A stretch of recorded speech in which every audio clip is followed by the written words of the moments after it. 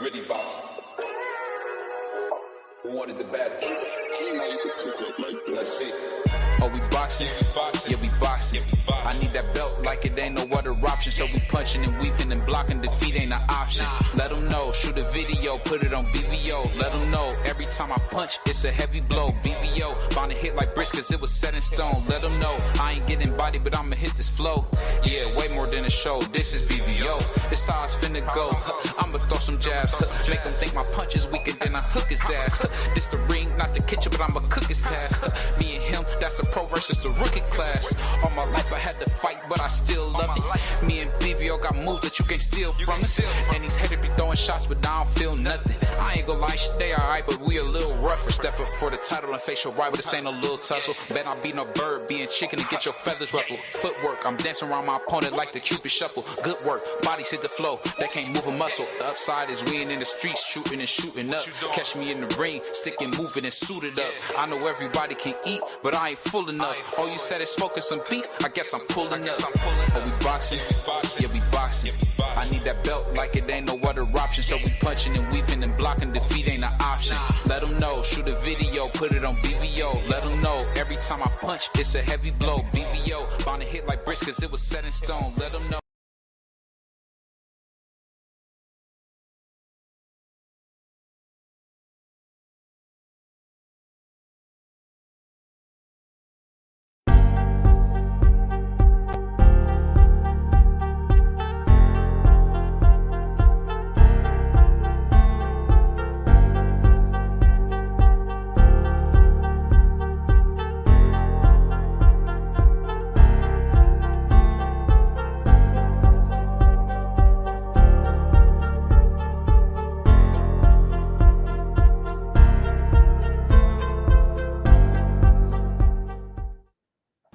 Yo, what's up? You're now rocking with the Rolling with the Punches podcast. It's your boy BVO and D Free, man. We back again. What's going on, D Free? What's good? How you feeling, man? Man, I'm good, man. Getting through this little storm we had out here, but I'm good. Yeah, it was coming down. It was coming down over here too, man. Yeah. Hey, so before we get started, man, I want to ask you a question, man, because you know your boxing, man. Is boxing finally back in the mainstream now? Are we finally back where we belong in the mainstream? We're not where we was like in the 80s and the 90s, but it's getting to that point if we keep putting on these big fights and we keep getting the fights that the fans want to see. It's on its way. I'm gonna say we probably about 5 or 6 fights away from being back to where we was in the 90s and in the 80s. We keep getting these big fights. They keep making these big fights day after day. Then yeah, we'll be right back to where we was. That's great news. Salute to my man, Just Do. Salute to my man LDTV, my man K Savoy.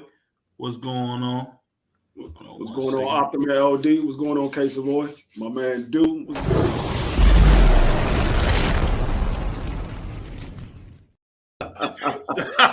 Yeah, no, I had that, did you? Yeah. Hey, I've been trying to get my shit. I told my man G5 to send the joint to me. He still haven't sent it to me yet. Connor, what's going on with you, man? He said, BVO, you gotta say my name. What is it? It's Optimist. My bad, man. Optimist LD. Optimist LDTV. My bad, man. Don't hurt nobody, man. I know you a gangster, man.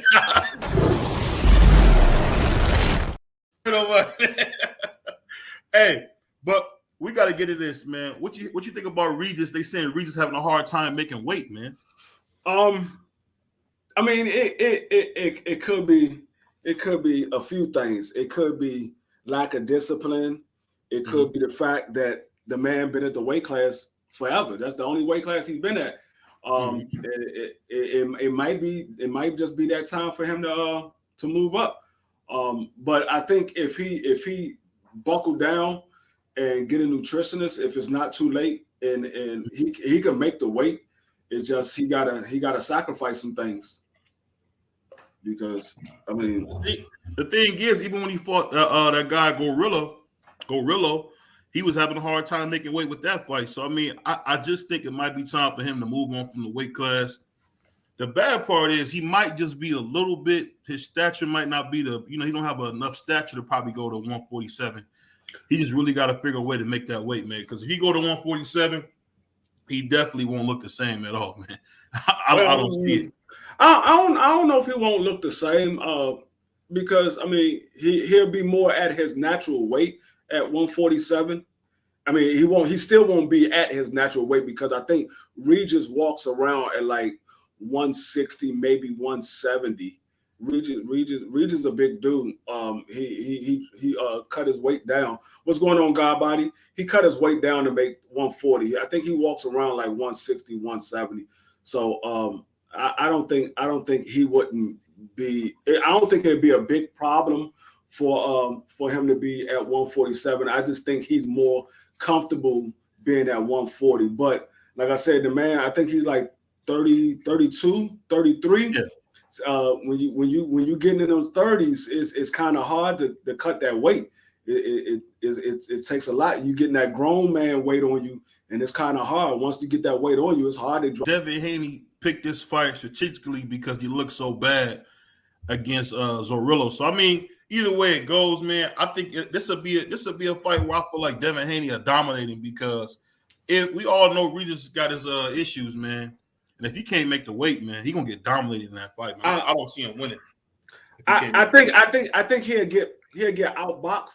I still have questions with Devin Haney in the later rounds. Devin Haney, he tends to gas out a little bit.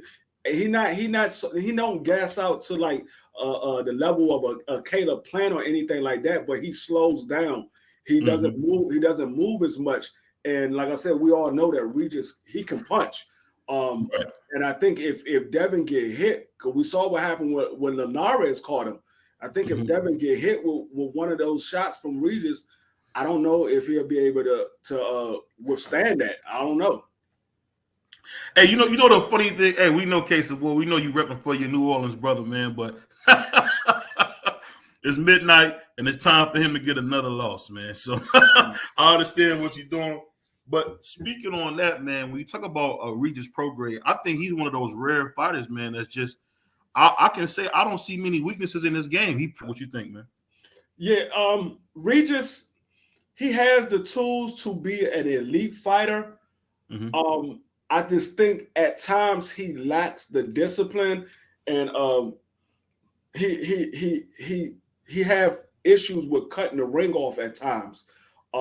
But if he comes in there and he's running on all cylinders, yeah, you see a elite Regis Prograis, and I mean it's hard to beat that Regis Prograis. When a Regis Prograis is he's on all cylinders is running high, it's hard to beat that man.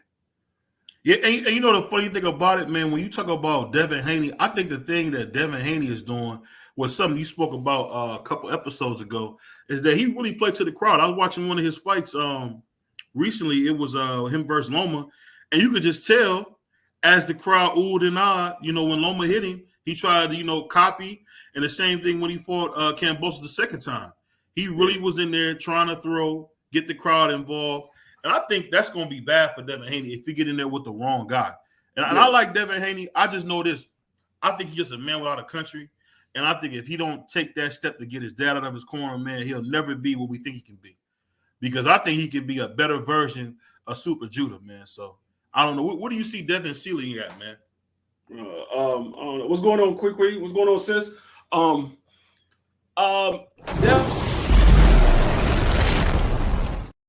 Hey, we got it. Devin Haney. The thing is, we got to remember, Devin Haney is only 24 years old. He's still growing. He's still learning. He's still a young man. So I mean, even though he's been in the sport of boxing since he was 16 as a pro, he's still a young man. He's still learning. He's starting to get the caliber of fighters to make him grow in his career. So he wasn't put on the level of like a Tank Davis, where we say, okay, Tank Davis had an easy road. But if you look at Tank Davis, they strategically moved his career. They gave him tough fights, but they didn't give him a tough fight that he was going to lose. It was just a tough fight to push him just enough to show how good Tank Davis really could be.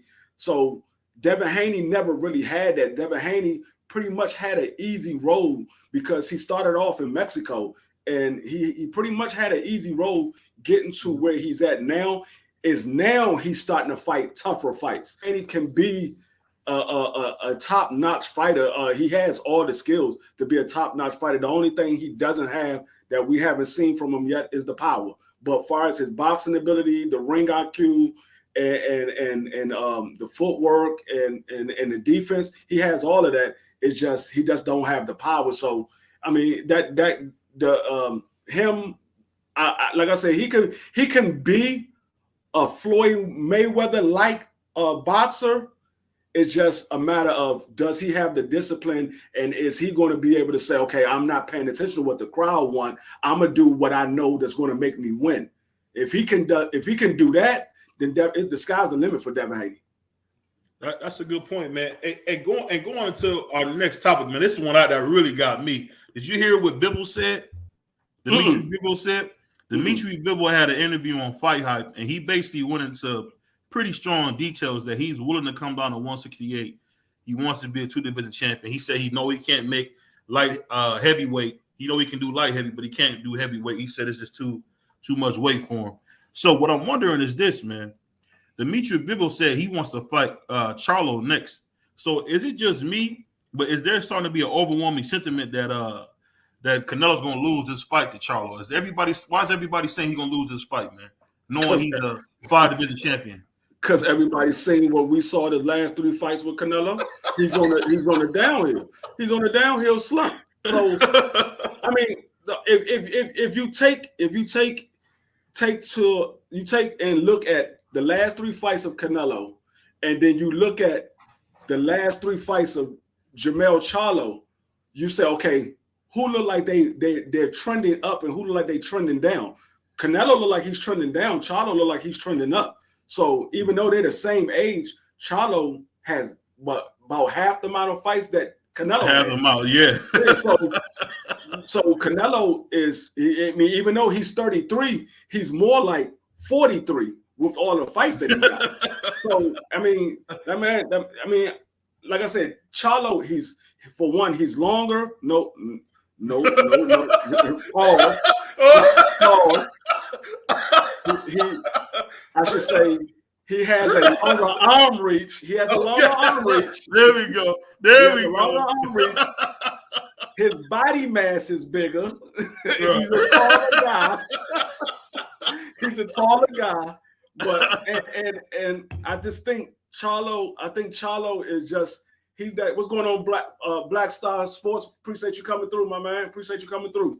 I just think Charlo is a guy that a lot of people tend to overlook because they know the name of Canelo and they know what Canelo done, and they say, okay, Charlo's been at 54. He ain't really fought the level of competition that Canelo has. But if you look at the competition that Charlo fought, Charlo didn't take no easy road. He fought those guys at 54 that Charlo fought were tough guys. Those guys, they came in there to fight. I mean, he took a loss from Tony Harrison, which me personally, I don't believe he lost that fight. I think he was losing the second fight, but whatever it is, he took a loss from Tony Harrison, and then he took a draw from Brian Castano, and he revenges both of those. So Charlo, he's not an easy guy to beat. And like I said, I think a lot of people look at Charlo and say, oh, he's moving up to 68. He's not really ready for that weight class, and Canelo's been in that weight class. He's undisputed.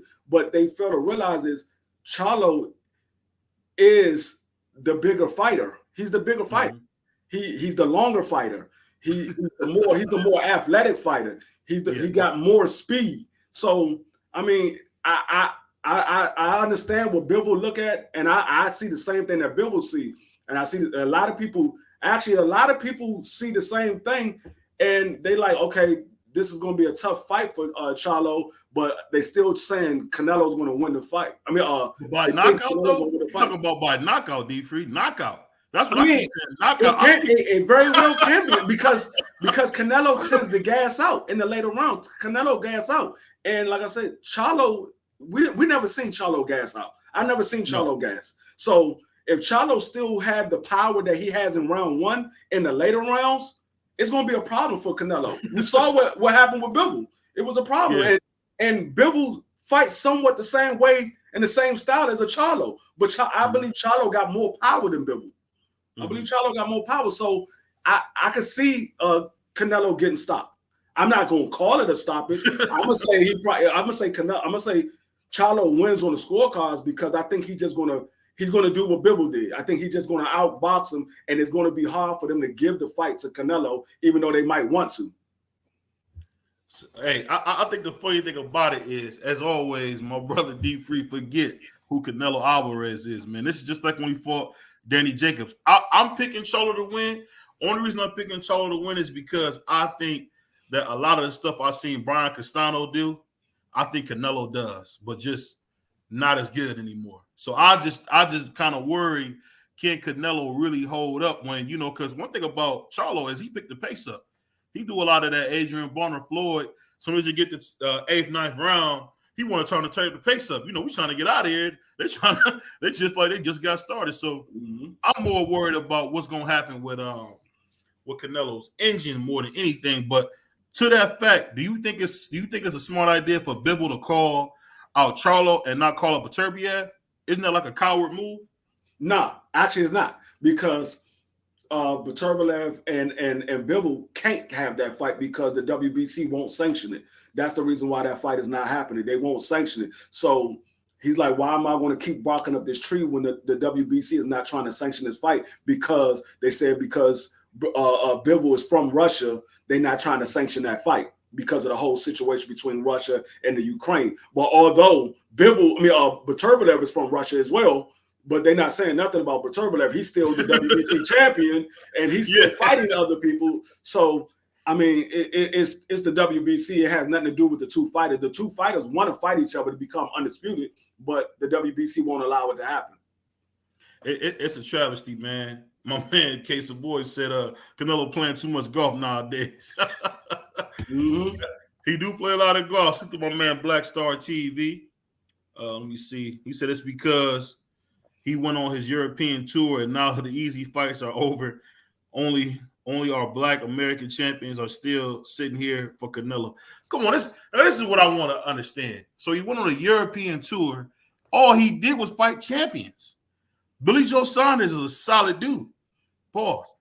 Billy Joe Saunders, Caleb Smith, Rocky Fielding. I mean, he fought some guys, man. Caleb Smith wasn't no champion. Billy Joe, Yildirim wasn't no champion. Ryder wasn't no champion. No. I'm talking about the ones from the European. He said the so-called European tour. Yeah, that was still part of the European tour. It started with motherfucker Caleb Smith. He wasn't no champion. He wasn't no champion. They was fighting for David Benavidez belt. Yeah. So he wasn't no champion. No, they fought for the WBA because he fought for the WBC. No, he fought Yildirim for the WBC because it was a WBA. No, Yildirim was his mandatory that he called for the WBC. He fought Caleb Smith for the WBC belt, and he fought Yildirim as his mandatory. He called Yildirim as his mandatory. Oh, so they gave him a WBA and that WBC belt in that one fight? Okay, I didn't realize that. No, I think the WBA, I think he got that from. I thought he got that from. Did he get that from Rocky Fielding?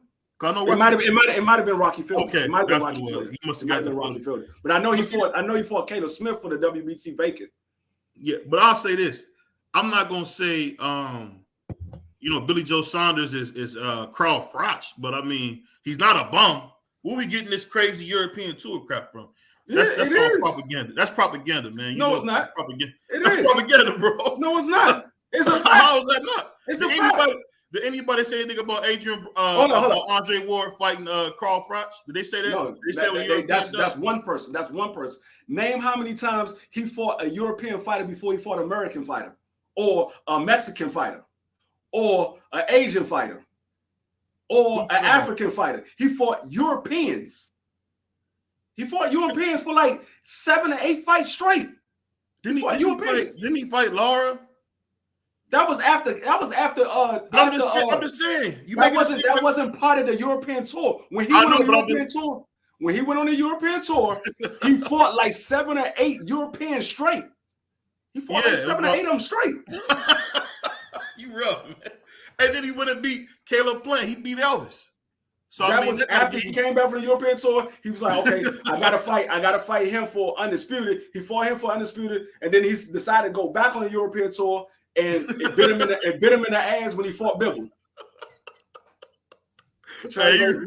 He tried to go back on the European tour and fought Bivol. What that was daring to be great. Can you admit that was him daring to be great? I don't know why you keep saying that, man. Y'all keep saying it. You can't say it's daring to be great when you already was a champion at that weight class. That's not daring to be great. You was already a champion there.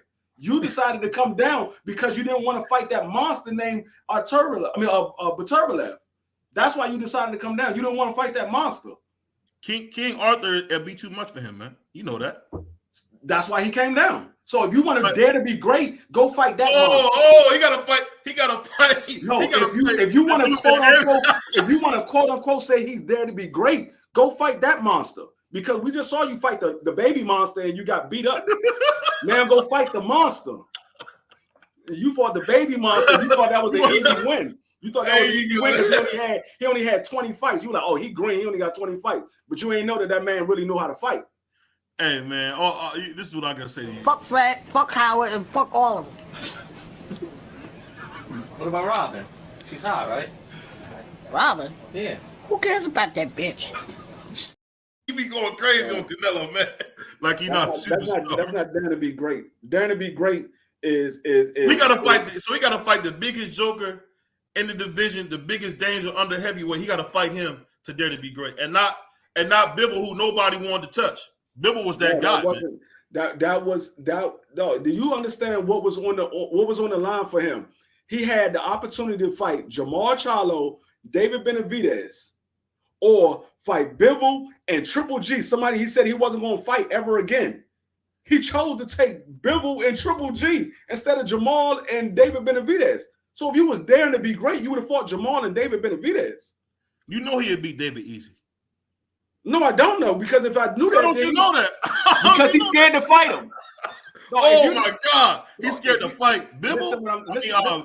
I'm gonna tell you how this is how you know he's scared to fight him. If they offering you $50 million to fight somebody that you know you'll beat easily, why wouldn't you take that? That's $50 million easy. Why would you go take $50 million hard dollars instead of taking $50 million easy dollars? Come on, man. You work easy. You work smart, not hard. That's how you do. You work smart, not hard. So if it's easy to win that $50 million, take that. We seen Caleb Plant beating Benavidez from pillow to post for the first 7 rounds. What are you talking about? Yeah, that's Caleb Plant. That's somebody that can box. Canelo can't box. Canelo can't box. Since when? What foot movement you see Canelo doing? No, it's upper body movement in his case. It's upper body movement. I don't care how much upper body movement you got. If your feet don't move nowhere, you don't move nowhere.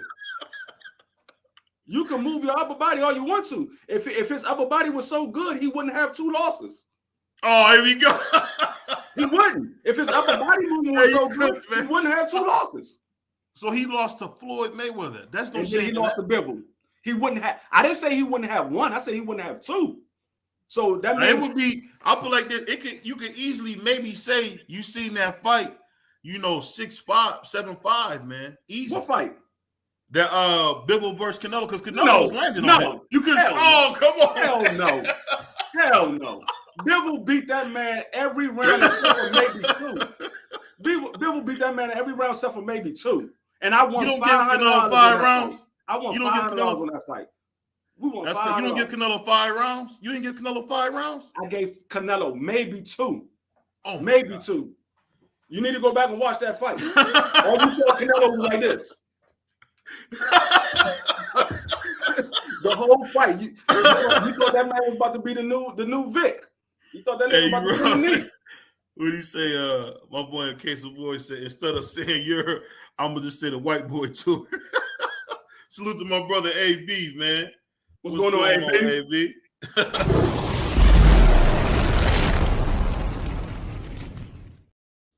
Just missed it, man. Your boy D Free is going in on Canelo, man.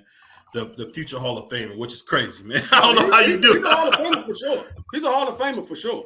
I'm not going to doubt that. He's a Hall of Famer for sure. But no. So let me ask you this. Then I'm gonna go to our next topic, man. So you talking about Canelo fighting Charlo, right? This is the first time Charlo's fighting a Hall of Fame talent, and everybody say he's gonna knock him out. How is that possible? This is his first Hall of Fame fighter. Nobody he fought else is going to the Hall of Fame. Not one. It's very easily possible because just because you're going to the Hall of Fame don't mean that your ass can't get knocked out. So what happens if Canelo breaks his face? Will they say he's too small like they did with Leo Santa Cruz and Tank? I don't know what they're going to say. I'm going to say Canelo was the better man. I don't know what they're going to say.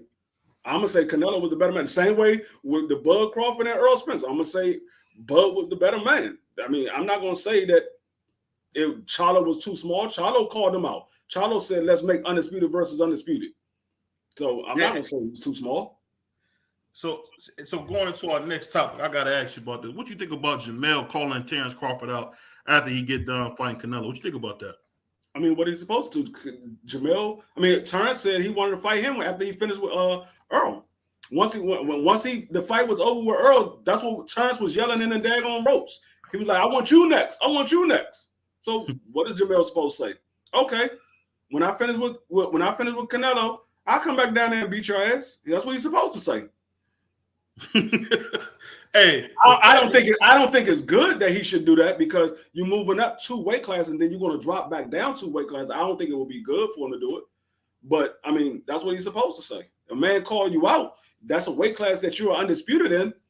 I mean, my whole thing is, if Terrence really want to make that fight, why not go fight Tim Tszyu for the WBO belt? And then y'all can fight for undisputed because you fighting Jamel is not going to be for undisputed. It'll be for the unification. It won't be for undisputed. It's funny, man. Salute to my man, Case of Voice said Canelo excuses he don't want to fight Mexican because it's disrespectful to his country. That's total BS. I give you that. He said I didn't give him 2 rounds. How did y'all give him 2 rounds versus Bivol? He won 5 rounds, man. Y'all got to rewatch the fight. He won 5 rounds. No, he didn't. He was pushing Bivol around the whole fight. No, he was not. No, Bivol was just too fast. He wasn't pushing nothing. He was trying.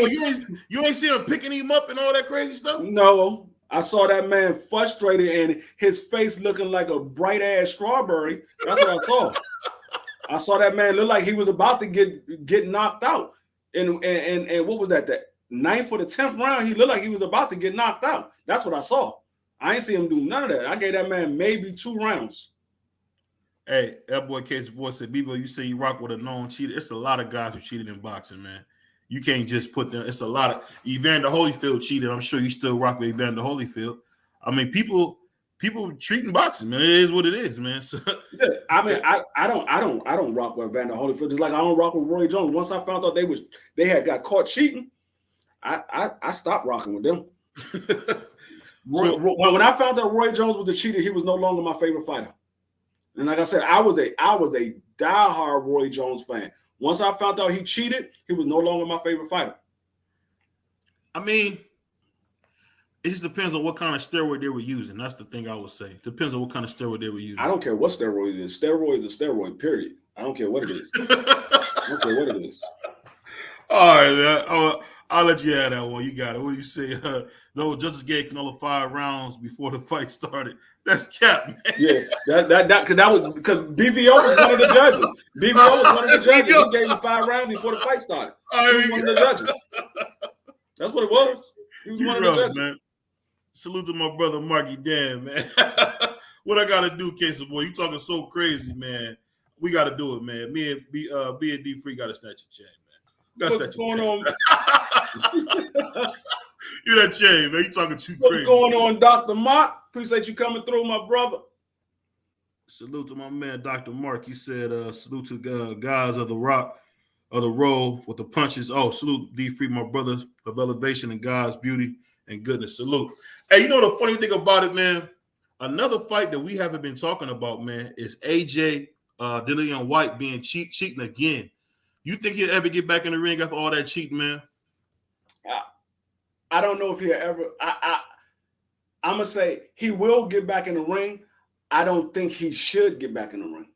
I don't think they should let him get back in the ring because this is what, the third time he's been caught cheating.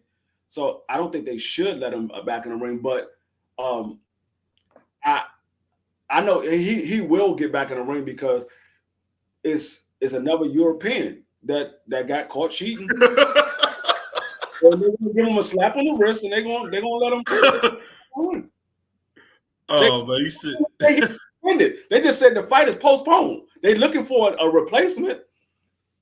They're looking for a replacement because the fight, y'all don't realize the fight was supposed to be this weekend. It was supposed to be this weekend. And I mean, even though it wasn't no big buzz around it because it was Dillian White and AJ, it wasn't no real big buzz about it. But I mean, and we had the Terrence Crawford and EJ fight coming up, so that was, everybody was talking about that fight. But yeah, it's the third time he didn't cheat it, so I don't think he should get back in the ring, but they're gonna let him back in the ring. My man Marky Dan said, "No, Holyfield is still my guy. I don't care what the paperwork said." Some fans is like that. They don't care. What do you say? Salute the low blow. Pause on that name. But he said, BVO skipped over my chest. No, I don't, man. No, I don't. Hey, but this is the other thing that I found out. Did you see the WBC ordered Loma and Sugar Shakur to fight? What you think about that, man? I mean, I figured that's what it was going to be because they already said that Shakur was the mandatory and Loma is the next highest ranked guy in the WBC ranking. So I figured that's what it was going to be. I think that's a good fight. I think that's a good fight. I mean, that's a fight to put Shakur on the map because if another guy over 30, No, it's not. It's not the fact that he's over 30. It's the fact that Devin Haney just fought him. If he beats Loma better than Devin Haney beat Loma, because let's be honest, a lot of people thought that Loma won that fight. Me personally, I don't. I think Devin Haney won it. I don't have no problem with some people saying Loma won. I don't have a problem with some people saying it was a draw. I don't have a problem with people saying that Devin won. I had Devin winning 7-5. But if he goes in there and he beat Loma better than Devin beat Loma, it brings more eyes to Shakur Stevenson. And people going to look at Devin Haney like, is this the real reason why you didn't want to fight Shakur Stevenson because you knew that he was a better fighter than you? So I think it's a good fight for Shakur. Listen, another guy over 30. That's the thing, D. For you, I don't care, but Loma is one of the top guys at 135, whether he's over 30 or not. I mean, it ain't too many guys under 30 that's at the top. I mean, you got Frank Martin, but Frank Martin don't have a name. He don't have a name like that. Loma has a name, and a lot of people still think Loma is that guy outside of Tank Davis. To be honest, outside of Tank Davis, Loma is that guy at 135. Outside of Tank Davis, Loma's that guy to beat at 135. So him beating Loma, it puts him next in line to try to get a fight with Tank Davis. I mean, this is the thing. When you talk about that fight with Loma, man, this is the thing about Shakur. Nobody wants to admit Shakur has not fought anybody under 30, man, since Clay.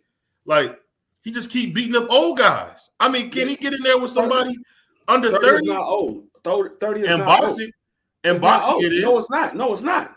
No, Loma's 35 years old. It don't matter. Loma's still in his prime. That's daggone Terrence Crawford is 35. You calling him old? No. Okay then. So what are you talking about? But I'm just saying that's all he's seen to fight. He don't want to fight nobody young. So if he was fighting Terrence Crawford and he beat Terrence Crawford, you gonna say, oh, he beat another old guy over 30? No. I'm saying so. Should be calling Frank Martin out. Frank Martin is number one, but he called the number two. You saying he's fighting another old guy, but that's not. He's not old. He's not old. I don't consider Lomachenko old. By you saying Lomachenko old, you diminishing Lomachenko. Lomachenko is not old. He's not. He's 35. I get it. You're gonna hop on there for Shakur, man. You're gonna hop in that booth for Shakur. Nah. I'm just keeping it real because it ain't a lot of guys under 30 that you could say, oh, okay, let me fight this guy because this guy is under 30. Like Tank Davis is 28, he about to be 29. Tank Davis is about to be 30. So you gonna say Tank Davis is old if Shakur fights Tank and he's 30? No, I'm just saying he just seemed to be picking out guys young that's older. He don't seem to want the young, hungry lions, man. I mean, everybody gonna be older than Shakur. The man only 25 years old, 26 years old. Everybody gonna be older than him. That's like Devin Haney. Devin Haney, 24. Everybody's older than him. He says Shakur don't need to fight Devin leftovers. I agree with that. He need to go ahead. Everybody's somebody's leftovers. Everybody. Unless the man is undefeated, everybody is somebody's leftovers. So yeah. If he don't fight Loma, I mean, he's looking for a big fight. He's not looking for any fight. He's looking for a big fight. He's trying to make a name at 35. Him going to fight Frank Martin, they're gonna say, okay, Frank Martin, he was still a prospect. That's what they're gonna say. They're gonna say Frank Martin was still a prospect if he go in there and he beat Frank Martin. I don't think he'll beat Frank Martin. I mean, I kind of favor him in Frank Martin, but that's more of a 50-50 fight because Frank Martin got skills. That's more of a 50-50 fight. That's more of a 50-50 fight, but it's still, they're going to say Frank Martin was a prospect because Frank Martin started fighting at, 19 years old. Shakur, we all know he started at a young age, and he was an Olympic silver medalist. So we know Shakur got amateur background pedigree. Frank Martin don't really have an amateur background pedigree. So they're going to say Frank Martin was green.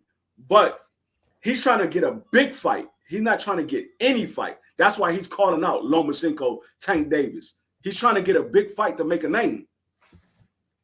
I mean, I get what you're saying, but it's the thing, man. You talking about salute to Marcus saying Terrence is a very special 35 years old. No, I'll say this. I mean, he's special. Don't get me wrong. Terrence Crawford is special. He's number one pound for pound on a lot of people pound for pound list. I still say that's. Is he on yours? Is he on yours? He's on mine. He's not number one. And people say why you don't have him number one. Just because he beat Earl Spence doesn't mean that he's number one. I didn't have Earl Spence. No, did I have Earl Spence number one? Thought you had number 4. You said. I think I had Tank Davis number 1 and I had Earl Spence number 2. I think I had Tank Davis number 1, Earl Spence number 2. But so he dominated Earl, so he got to be number 2 then at least. I mean, he's on my pound for pound. He wasn't on my pound for pound. He wasn't on it. I don't know how, man, but because he ducked Earl. That's how he ducked. Oh my God! Here we go. No, he didn't. What did he duck Earl? If you duck somebody, you no longer on the pound for pound. That's just like if you're a mandatory, you don't take your mandatory fight. You no longer in the daggone rankings. So if you were supposed to be a pound, if you supposed to fight somebody that's on the pound for pound, y'all both quote unquote are supposed to be on somebody's pound for pound, and you don't fight that man, you take an easier fight, then you're no longer on my pound for pound. What the fuck you say? Man, come on, man. How in the world? So he ducked the guy that he beat to death. So hold up, if you're in negotiations and then you pull out of the negotiations, that's not a duck. Come on, D-Free. No, he wanted to get an extra bag before he went and fought. And what they said was, if you would have just came and said that to us, we wouldn't have a problem with it. He never said it. He was negotiating behind their back. They never knew nothing about it. BLK Prime knew about him negotiating with Earl Spence. They never knew about him negotiating with BLK Prime. So he did that behind their back. I didn't know that. Yeah, he did that behind their back. They never knew nothing about it. They say, if you would have just came to and said you wanted another fight, Earl Spence said, well, I could have took another fight. I wanted to fight November 19th. He said, I could have took another fight. And you could have took another fight, and then we would have made the fight this year. He never said nothing to them. He just took another fight. Oh, so he was being sneaky. Okay, I didn't know that's that. A duck. I mean, I'll give you that. If that's how it went, I'm gonna take your word for it on that. But let me ask you this. This is a quick question. How did you see Terrence Crawford going against Sugar Ray Leonard? Break that down for me, man. That's a fantasy fight. I was thinking it would be similar to Sugar Ray versus Tommy Hitman Hearns because of the. Oh no. No, I'm not talking about the outcome. I'm not talking about the outcome. Oh, okay. I was talking about the fight. I'm just talking about the fight. The fight will be similar to because of the fact of how Terence Crawford fights. He has a long arm reach. I think he would got 74-inch arm reach. And Sugar Ray Leonard, I think Sugar Ray Leonard arm reach is like a 69 or a 70 arm reach.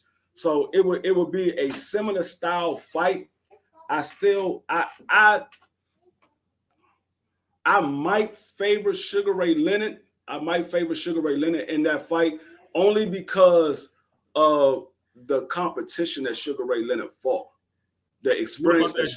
What about that jab? That would have really hurt Sugar with that jab where he came off that counter. If he can land it, because let's be honest, that would be the fastest person that Bud Crawford ever faced against. Nobody had the hand speed or the movement of a Sugar Ray Leonard that Bud Crawford fought. Nobody. Amir Khan? Nobody. Amir Khan's fast, bro. Nobody. He did. Even if you give Amir, I'm not saying it is, but if you give Amir Khan the same hand speed of a Sugar Ray, he don't have nowhere near the movement of a Sugar Ray. Nowhere near it. No, he didn't have the movement at all. I thought you were talking about the hand speed. I don't think Amir Khan hand speed came even close to Sugar Ray Leonard. But if you give him that, did you see that bottle thing he used to do where he would be punching the bottle? That I don't give a fuck about that. That's not nobody's face. That's a ball that's just sitting right there. That's not nobody's face. Let me see you do that in the ring. I saw Sugar Ray do that on somebody in the ring. Hey, Marky Dan got a question for you, D-Free. He said, what about the 2 years EJ was recovering from the car accident? Was Crawford on your pound-for-pound list then, D-Free? Yeah, he was on my pound-for-pound list then. Yeah, he was.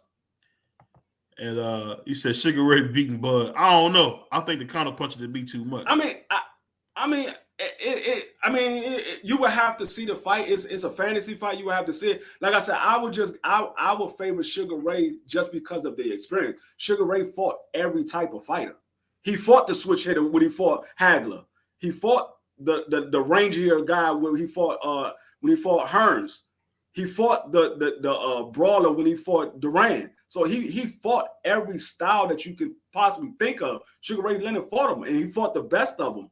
And so I would favor Sugar Ray, but I wouldn't be surprised if Bud comes out with a unanimous decision. I wouldn't be surprised.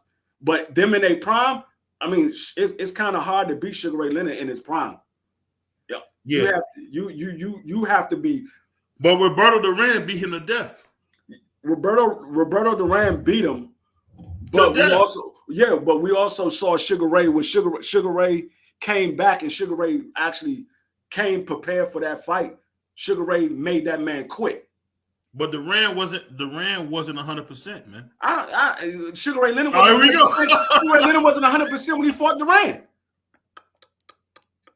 All right, man. You making excuses? No, I'm not making excuses for Sugar Ray, so don't make excuses for Duran. Because I know Sugar Ray wasn't 100% when he fought Duran the first time. He wasn't? No, he wasn't. He didn't have his head in that game. That fight.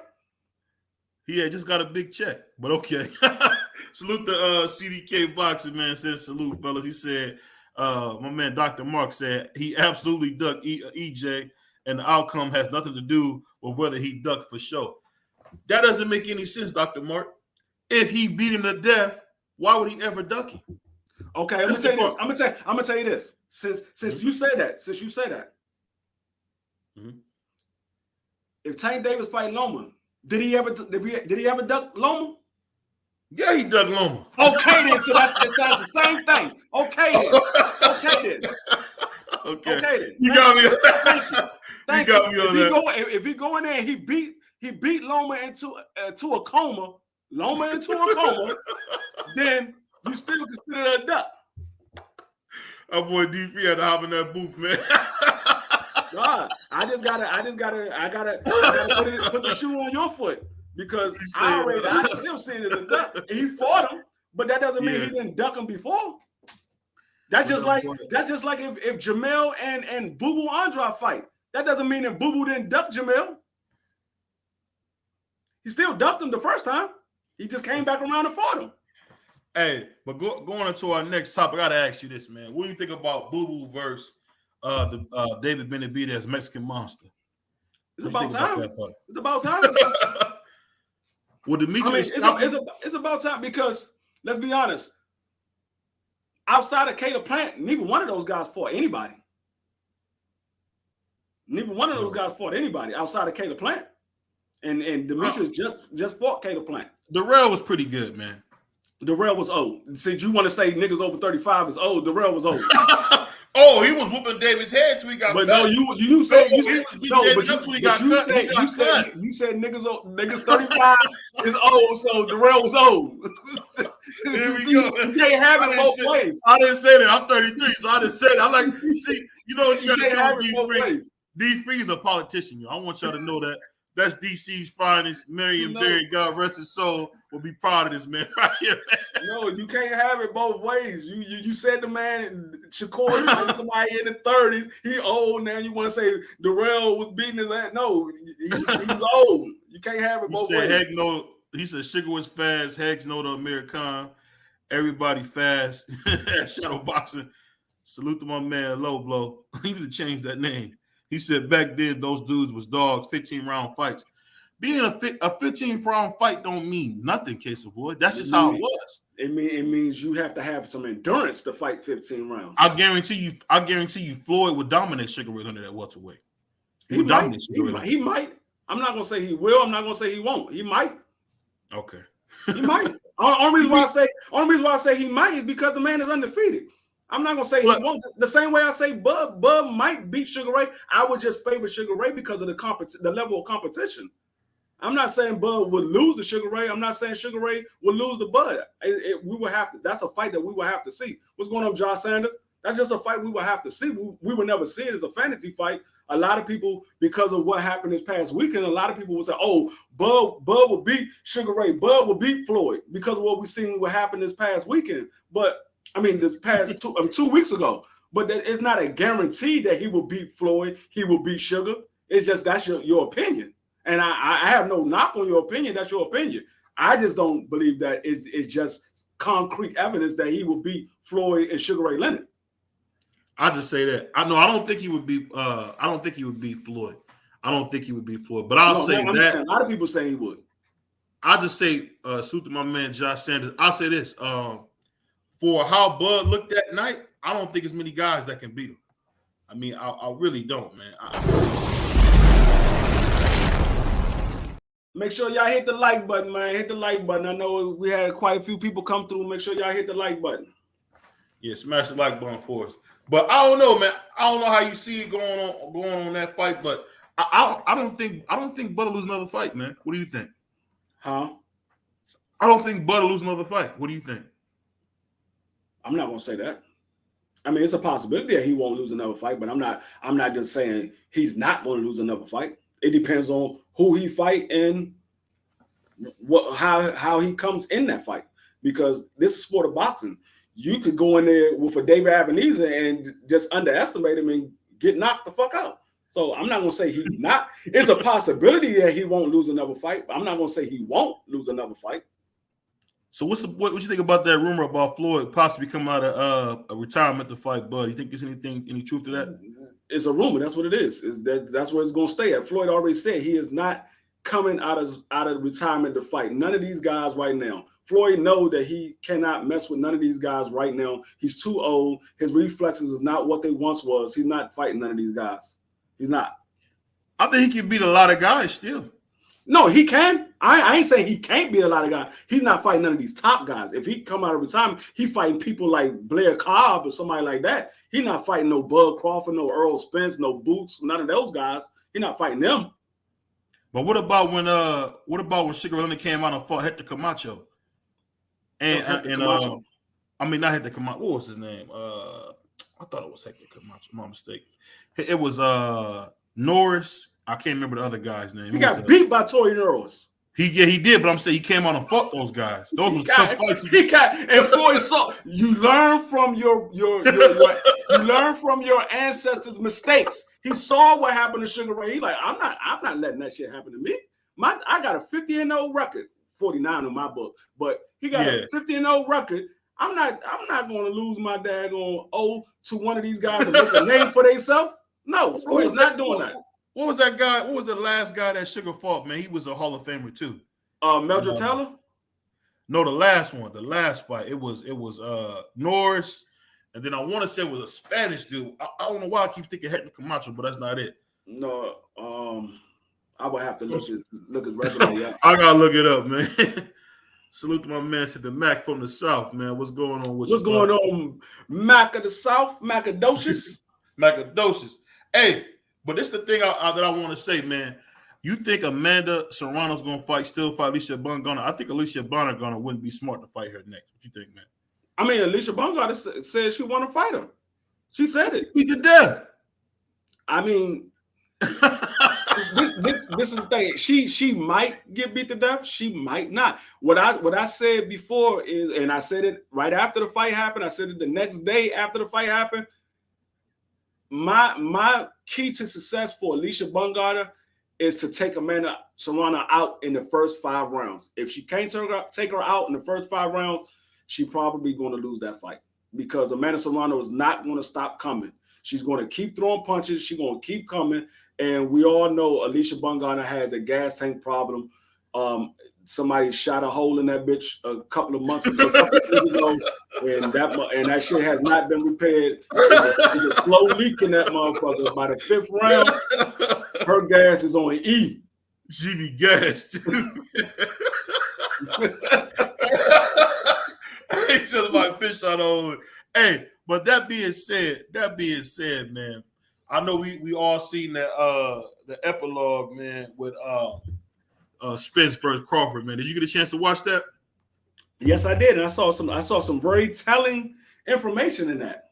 What did you see? What did you see, man? I see you got your Dr. D Free hat on. So what did you see? I saw some very telling information in that epilogue that a lot of these Bud fans was telling me, Bud made the fight. Bud made the fight. And from what I saw in there, Bud, after the fight was over, Bud said, I want to thank you. And he's like, you know why I want to thank you? He said, because if it wasn't for you, this fight wouldn't have happened. So that let me know that the fight happened because of Earl Spence, not because of Bud, because of Earl Spence. And that came out of Bud's mouth. He said, I want to thank you because if it wasn't for you, this fight wouldn't have happened. And you know the crazy thing about it, D3, that was so telling about that was that you were right, man. I didn't know until I watched that epilogue. Errol gave up his whole A side to get that fight. Like I didn't know what you were talking about at first. Hold on, he gave up his whole A side to get that fight. So that being said, man, people got to give Errol his credit, man. Even though I think he don't belong in the ring with Terrence, that was just a heck of a performance, man. That was a really good performance, man. Yeah, and see, and that's what I was saying when the fight was over and we was having that we had that live, and I was like, I hear a lot of people hating on Earl, but Earl did something that a lot of your favorite fighters would have never done. That man gave up his A side to make that fight happen because that fight wasn't going to happen unless Earl gave up the stuff that he gave up. And even though Bud was the better man that night, that man still deserved all the props for making that fight happen because that is something that he wanted, and he made sure he got what he wanted. Now, he didn't get the outcome that he wanted, but he got the payday that he wanted, and he got the legacy fight that he wanted, and he got the fight. So, I mean, he said he want to have his rematch. He feel that he can do better in the rematch. Now, a lot of people say, oh, he doesn't deserve a rematch.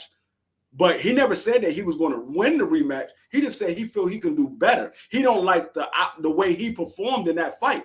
I didn't like the way he performed in the fight. But he said he don't like the way he performed in that fight. He feel like he could do better. He didn't say he was better than Bud. He said he feel like he could do better.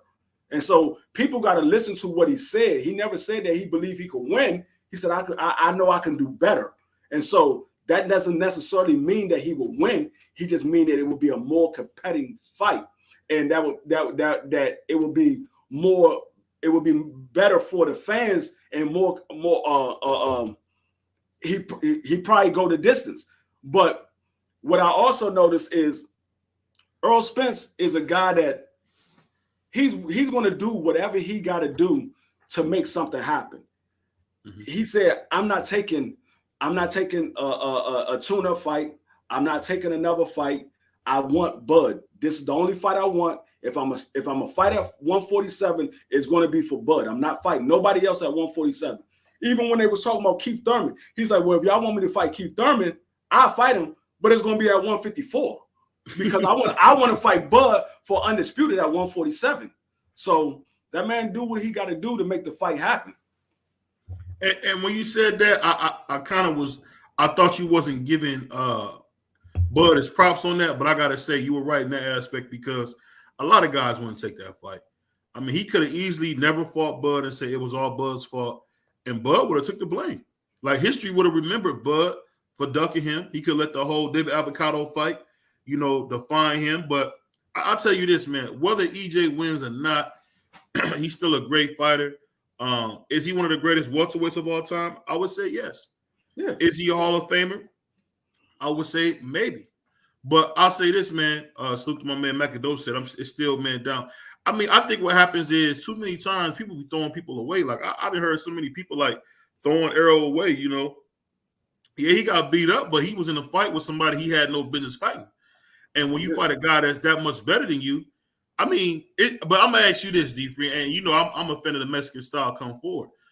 It's very rare for a Mexican like Earl to be the slick black fighter. I don't know, there's nothing he can really do because he's a Mexican fighter. A Mexican fighter is gonna have a hard time with a slick black fighter. What do you think, man?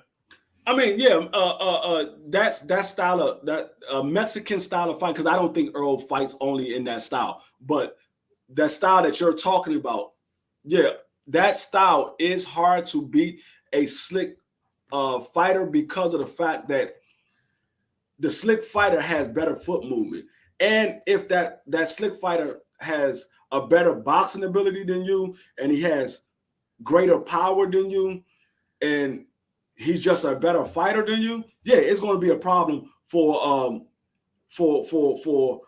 that Mexican style to beat a slick fighter, because it's just it doesn't mix. It's always going to be tailor-made for a slick fighter. A come forward fighter is always going to be tailor-made for a slick style fighter.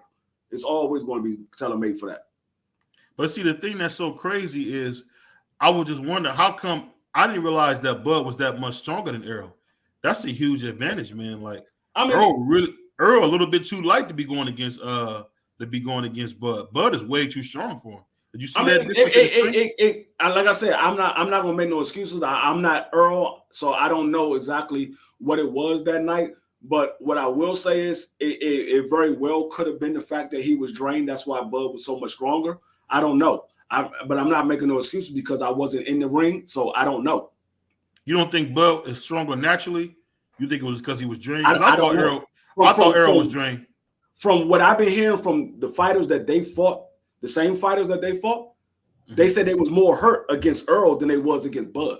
So I got to take their word for it. If I'm gonna take their word from it, it seemed like Earl is the stronger fighter than Bud is.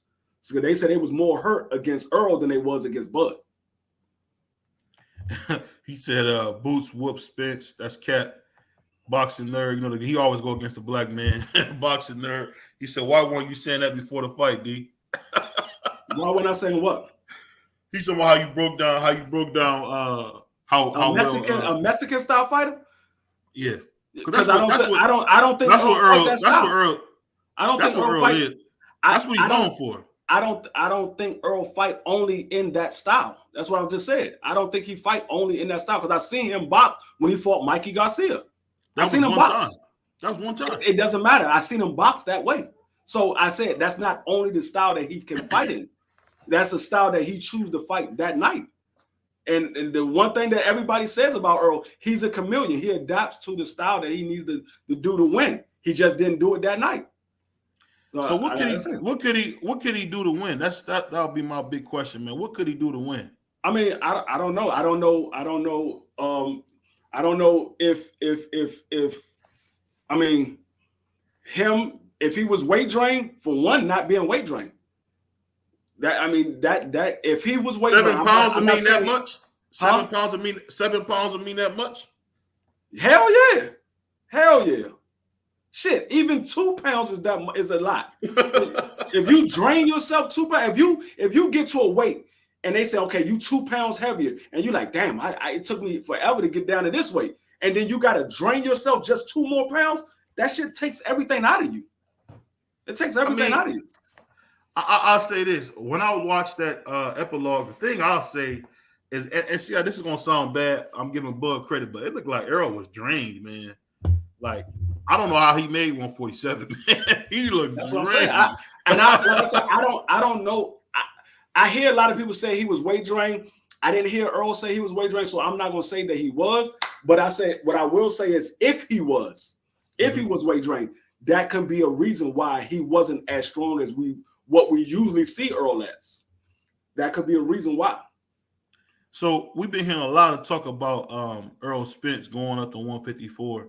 At 154, you think who would be his first fight? You think at 154 after Bud, if he was to lose?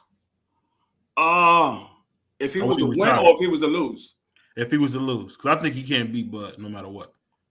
I mean, that's how you feel. I have nothing to say about that. That's your opinion. But if you say if he was to lose, I mean, it's plenty of guys he could fight. I mean, it all depends on who he want to fight. There's plenty of guys he could fight.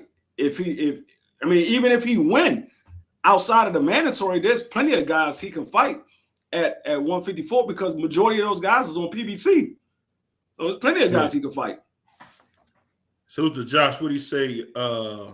He said, he was fatigued and weight drained. Y'all remember after the fight, after the first round, he looked and read Errol's mouth before round 2 started. He said he was tired, and Errol never gets tired. Castano. Yeah, Errol. I've never seen Errol tired. Never seen Castano. I think people. Castano, man, he might be done. Castano might be done because I think Jamel took a lot out of him. I know what Josh said because Brian Castano beat him in the amateurs, but I think Earl wiped the floor with Brian Castano. I put like this: if he could beat the Brian Castano that fought Jamel the first time, it'd be different. But I think Jamel knocking him out the way he did, that was a brutal knockout. I mean, you can't. And you know what's funny? And Brian Castano won that first fight. I know it's not official, but Brian Castano won that first fight that they called a draw. And just think, if he could beat that again, which I know he can't beat, he probably could beat Earl. But the way that Jamel just beat him to death, man, that second fight, I mean, he took some huge punches, man. I don't think people understand that egg got scrambled. I think a better fight for Earl Spence at 154. Now, like I said, most of those guys is at PBC at 154. Most of them, not all of them, but most of them. Mm-hmm. But I think Sebastian Fendor will be a good fight because of the simple fact of the Mexican fan base. Brian Castano, he's Mexican as well, but I don't think he has the following like Sebastian Fendor. I don't think he has the following like Sebastian Fendor. He probably don't. Salute to my man 86 Boxing. Salute. He said, salute to my man Bruce Gass, the historian. I would love to have Bruce Gass, OG. Hey, we would love to have you come up and talk about Bud versus Ray Leonard, man. That'd be crazy. He said, if we go back and look after round 1, we read that. He said Earl's mouth was dead, dry. He looked he couldn't rehydrate. I don't know, Josh. I think that's kind of an excuse, bro. You really can't say that because he made weight easy and Bud missed weight. So I don't know. He made weight too easy for me to say. He just looked drained. I mean, I don't know why, but he just looked like if you drain yourself to make weight, I mean, draining yourself means you're going to be dehydrated. Draining yourself means you're going to be dehydrated. But he made the weight so easy, D3. He didn't make it easy. He made it 147 exactly. It wasn't easy. It was 147. He made it exactly what it was. I don't think he made it easy, but like I said, I'm not making no excuse because I don't know what the issue was. I don't know what the issue. I just know that he didn't look like the Earl that I normally see. And that could very well be because Bud was just that much better. That's why I want to see it again, because if Bud does it again, then I can say, okay, yeah, Bud was just that much better. He's just that much better. Is Bud an all-time great welterweight, D-Free? I would say When he fought one guy. Yeah, that's what I was about to say. I want to say yeah, but he really only fought one person. He really only fought one person. Yeah, I mean, y'all can say he fought Sean Porter, he fought Kell Brook, but Sean Porter was already 1 foot in, 1 foot out. He said he was going to retire, whether he won or lost. Anyway, when a guy's already thinking about retirement, I question. I question how much heart they really got in the sport of boxing. And then Kell Brook fought at a weight class that wasn't 147 for like 2-3 years. And then Kell Brook trained himself for that Bud Crawford fight. He didn't even have a trainer. He trained himself. So he got that dude off Instagram. I read about that. He got a guy off Instagram to train. Yeah, he pretty much trained himself. So he really only beat one guy, but it's kind of stop, close the door. It's kind of hard to say that he's not a welterweight great because he did beat the guy at welterweight. It's kind of hard to say that he's not because he did beat the guy at welterweight. But it's a pretty thin resume, D-Free. I mean, that's all I'm saying. It's a real, because I mean, Jeff Horn was garbage. He was garbage, man. They stole that fight in Australia. That's why everybody thought Devin Haney would get robbed, because Manny Pacquiao got. I mean, usually you need a mask to do what they did to him, man. He said Spence should go ahead and get Tim Tszyu. I think Tim Tszyu might be too big for Earl, man. I don't know about that. No. Actually, Tim Tszyu is more tailor-made for Earl. He's more tailor-made. He is, but he might be too big. No, I don't. No, hell no. He's not. Hell no. Hell no. And he like 5'11"? So? Earl's a little guy, man. Earl's like 5'9". He's little, man. That's 2 inches. That's a lot. That's not a lot. That's not a lot. I'm talking about his frame looks bigger too. His frame looks bigger. No, it doesn't. Earl got a bigger frame than Tim Tszyu. I gotta look that up. It looked like Tim Tszyu might be. You do realize Earl walk around at 180. He walks around at 180. Yeah, I mean, he drained himself down to 47. He walks around at 180. That's why Floyd Mayweather said Earl Spence really should be fighting at 160, not 54. He should be fighting at 160 because Earl walks around at 180. Earl's a big dude. He just trained himself. He drained himself to come down to 47. So speaking about that, you hopped right into our next topic. What do you think about Floyd saying he need to be a middleweight? What do you think about that? I mean, I understand what Floyd said because, like I said, he walks around at 180. So him being at middleweight, he's cutting 20 pounds instead of cutting what, like 30-something pounds. Mm-hmm. He's cutting 20 pounds. So him cutting 20 pounds, he's fighting more at his natural weight. When you fight more at your natural weight, you're more stronger, you're more faster, you have more power. So you can do things that you normally wouldn't be able to do because you're at your natural weight. So when you like me playing football, when I played corner, I was always 185. If I was to come in below 185, I'm not going to be as strong. I might be a little faster. I might have a little more endurance, but I'm not going to be as strong. If I came in over 185, I might be stronger, but I'm not going to have the endurance and I'm not going to be as quick. So when you more at your natural weight, you have all of those combined. You have the sprint, you have the endurance, you have the quickness, and you have the strength. So that's why him being at 160, I kind of agree with Floyd because he would be closer to his natural weight. That makes sense. Hey, we gotta announce the legend in the building, man. My boy Bruce Gas. Hey, Bruce, man, I gotta ask you this, man. I've been waiting to talk to you, man. What did Terrence Crawford show us that night, man? And you go back all the way back. What did he show us that night? I just saw all those skills come together. I think he's a complete fighter. I think I saw a Killer Instinct. Man, he fought the perfect fight. He was just a superior fighter. Absolutely, man. I listened to some of the OGs on YouTube, guys like Scrapbook, Boxing Librarian, Blood Boxing, and they broke this fight down nicely. As a matter of fact, Scrapbook, he sounded like Miss Cleo. He broke it down so clearly. He's been watching both of these fighters since they were amateurs, and he just said, he explained how Errol Spence doesn't have the ability to switch from offense to defense as smoothly as Bud Crawford does. He talked about the footwork, how Bud has better footwork. He said he loves both fighters, but he said that the fight's going to be stopped in the 8th or 9th round. And man, it was psychic to hear somebody with that deep of knowledge speak on it. And I looked at it from a different way after I heard that, because this was his prediction. This wasn't his coming after the fight. Mm-hmm. I looked at Bud that way too. I just sort of he just had it seemed like his head was more into it.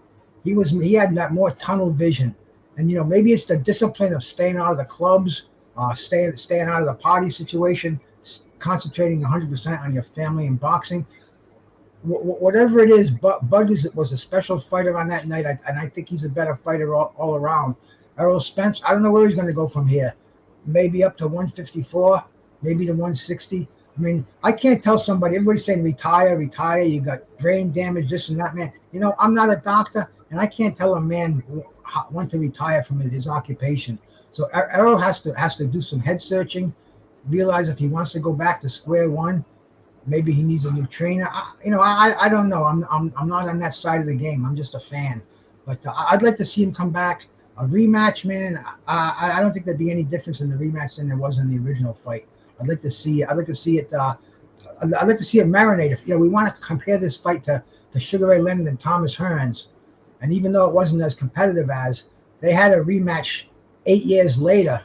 Both went their separate ways after their fight. Both won multiple titles, and they had a great fight. It ended in a draw when they had their rematch. And this could happen again, man. Both of these guys are top-notch fighters, and it was a fantastic week. And you can see people are still talking about it. People are still passionate about it, man. I'm hearing every argument from complete 360 to a complete 180. I mean, it's crazy, but this is why we love boxing, man. This is the sport. It's making it exciting all over again. Mm-hmm. So in that fight, why did Spence look like a Terrell Gotti? Why did he look like Gotti in that fight? Because he was the bigger man, the stronger man, and he looked just like a Terrell Gotti that night in Atlantic City, man, when he fought Floyd. Why was that? Well, man, I can't answer that question, but I can say Bud Crawford studied his man. Bomac is an exceptional trainer. People get down on Bomac. Bomac is old school. He was hanging out in the gyms in New York City, the 54th Street gym. He's a hands-on guy, and he listens to the old timers, man, because those guys don't give knowledge. People like Derek James, I don't think he has that basic knowledge on how to handle fights in different situations, get into the heads of different fighters. Bud Crawford just showed he was a superior fighter, and I think if they fight 10 times right now, he's got Errol Spence's number. Errol Spence, I think, like I said, he should go the way that Thomas Hearns went. Go out and get some more straps. Go make some more notoriety. Show everybody you're the best, and if they are the best, they'll eventually come together again. But I mean, this for a rematch to happen by the end of the year, I think that's just absurd, man. I'm hearing the Illuminati's involved in this. There you go, bro. There you go. The Illuminati's involved. Oh yeah. Hey, you know what's funny, man? This is the thing I was asking D3, and I'm gonna ask you this, man. So is Bud Crawford an all-time great, even though he only fought one guy? At welterweight, better yet. Let me clean that up. At welterweight. I don't know if we can call him an all-time great, because he's still boxing. All-time great. That's kind of reserved for when your career is over, when they can look back on it. I mean, he's still got a lot of options in front of him, and if he keeps fighting like he is, there's no reason why. I mean, he's definitely a generational great.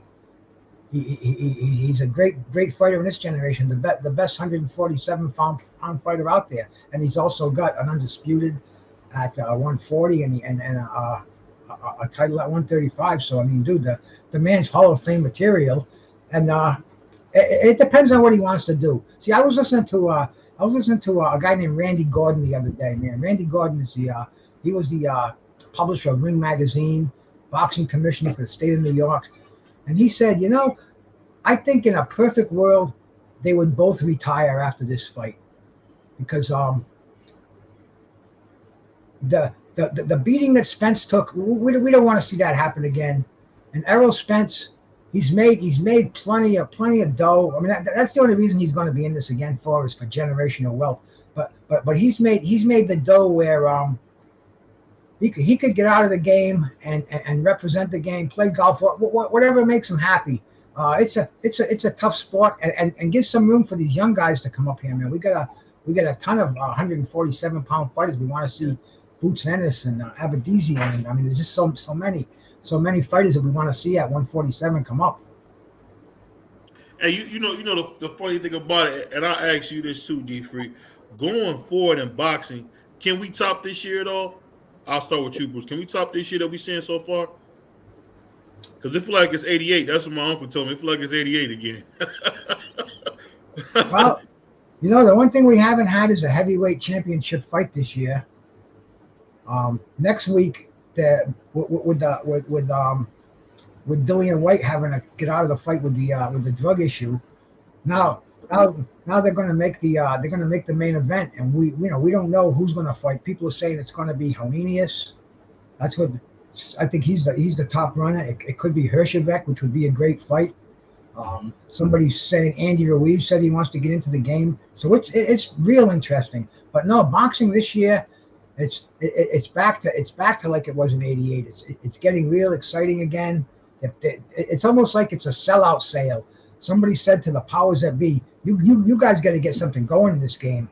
It's just it's not happening anymore, man. And hey, you don't mind if I share this stream on my channel, do you, bro? Oh, absolutely. All right, man. Because I got it on there. Shout out to Michael Johnson, the Bud Files, and Black Star Sports, and UGC Flame, guys. I'm over here on BVO's channel, D-Free's channel. I got fortunate enough to get invited, so we're here for some fucking knockout boxing, baby. Hey, Keith, I want you to end a debate that me and D-Free time since we started our podcast, man, rolling with the punches. I want the legendary Bruce Gas in this debate. Who won, Oscar or Pernell Whitaker? Who won? That was a very close fight, man. Very close fight. I think Oscar edged him out. I think Whitaker was at the end of his career, and as close as it was, I'd have to watch it again. But watching it back then, I didn't argue with the decision. I thought it was fair. D-Free argued with that decision. He was kicking and screaming about that, man. He keeps saying Pernell won, knowing Oscar beat him to death. He's saying Pernell won. So how you feel about that, D-Free? I was right. I still have my opinion that Pernell won that. Damn straight, man. But Pernell was doing nothing but dancing. That's all that was. He was in there dancing. Hey, I'm gonna tell you like this. I seen a fighter went around with not throwing no punches. All defense went around. He didn't throw not one punch and still won the round. So because Pernell danced doesn't mean that he lost because he danced. It doesn't mean that he lost. Because you can throw punches. If you can throw punches, but if the punch is not landing, they're not effective punches. They're not effective. You're just throwing punches. And while we got you here, OG Bruce, man, I gotta ask you this, man. Tell D-Free how good Oscar De La Hoya was, man. Because you always hate on Oscar. I know Oscar De La Hoya was. Tell him about Oscar. I was a fan of Oscar. Tell him about Oscar, Bruce, because you don't understand who Oscar is. D-Free's no infant. He was around. He was around in the 92. I was around with Oscar. I was a fan of Oscar. Oscar was the golden boy. I He was a talks so fan of bad Oscar. about Oscar, man. He talks I so was bad a about fan of Oscar, man. All I'm saying is, He called Oscar my no. stepdad. See, this is all what this I. crazy stuff. No. This is what I said. I said that he did not beat Sweet Pea. That's all I've ever said. He didn't beat Sweet Pea, and he don't have footwork. That's all I ever said. He don't have footwork, and he didn't beat Sweet Pea. I was a fan of Oscar. And Sweet Pea was a tough guy to look good in front of, man. Yeah. I mean, even in his losses, even at the end of his career, he still make you look like a chump in there.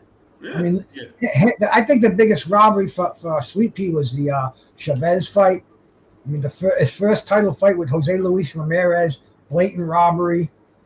Yeah, that was a robbery. That was a super robbery right there.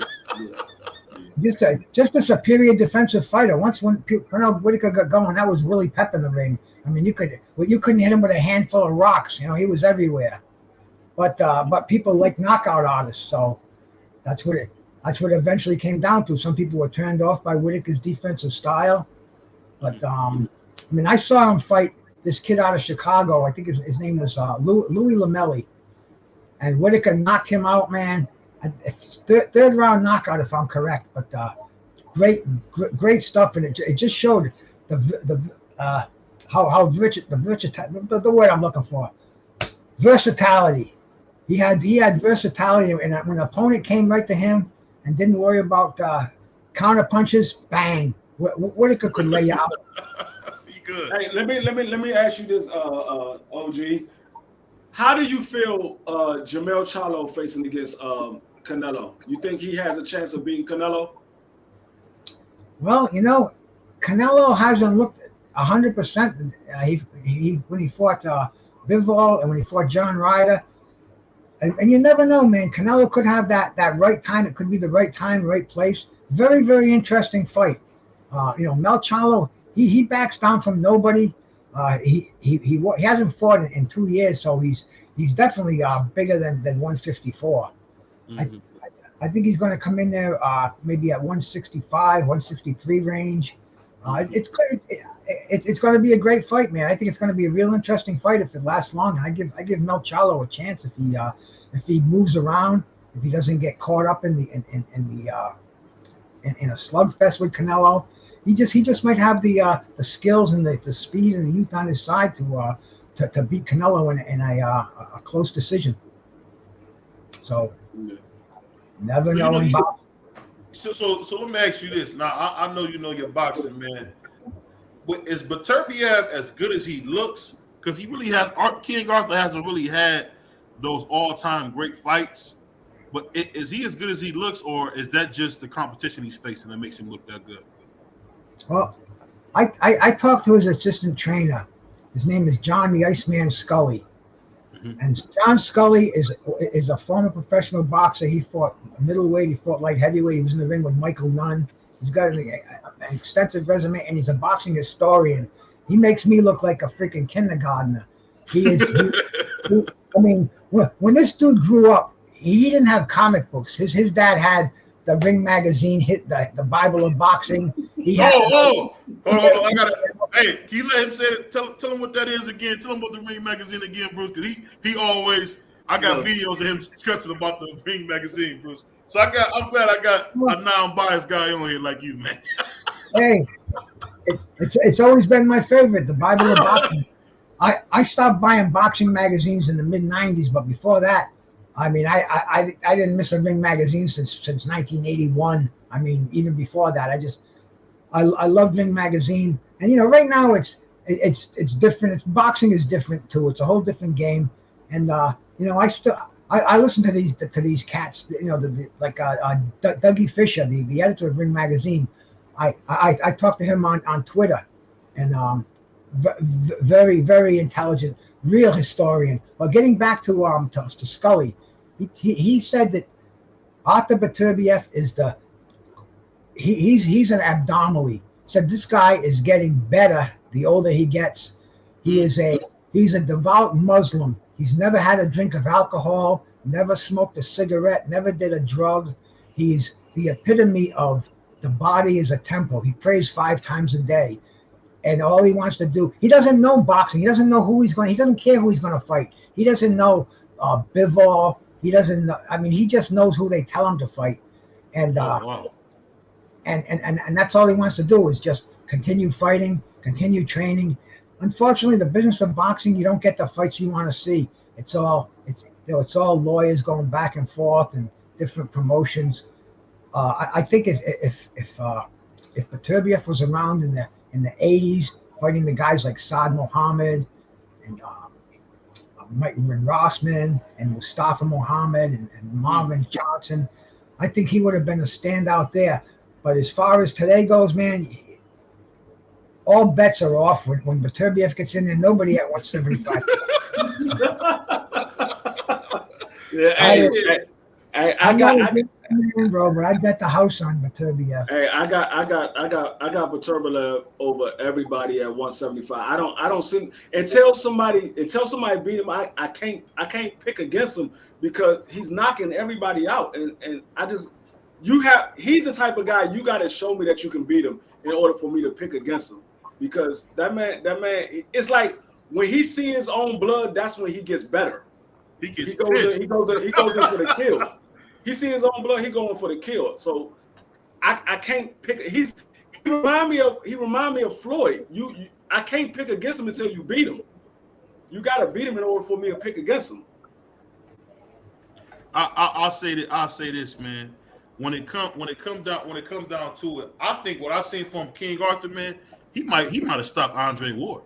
I think he might have stopped Andre Ward, man.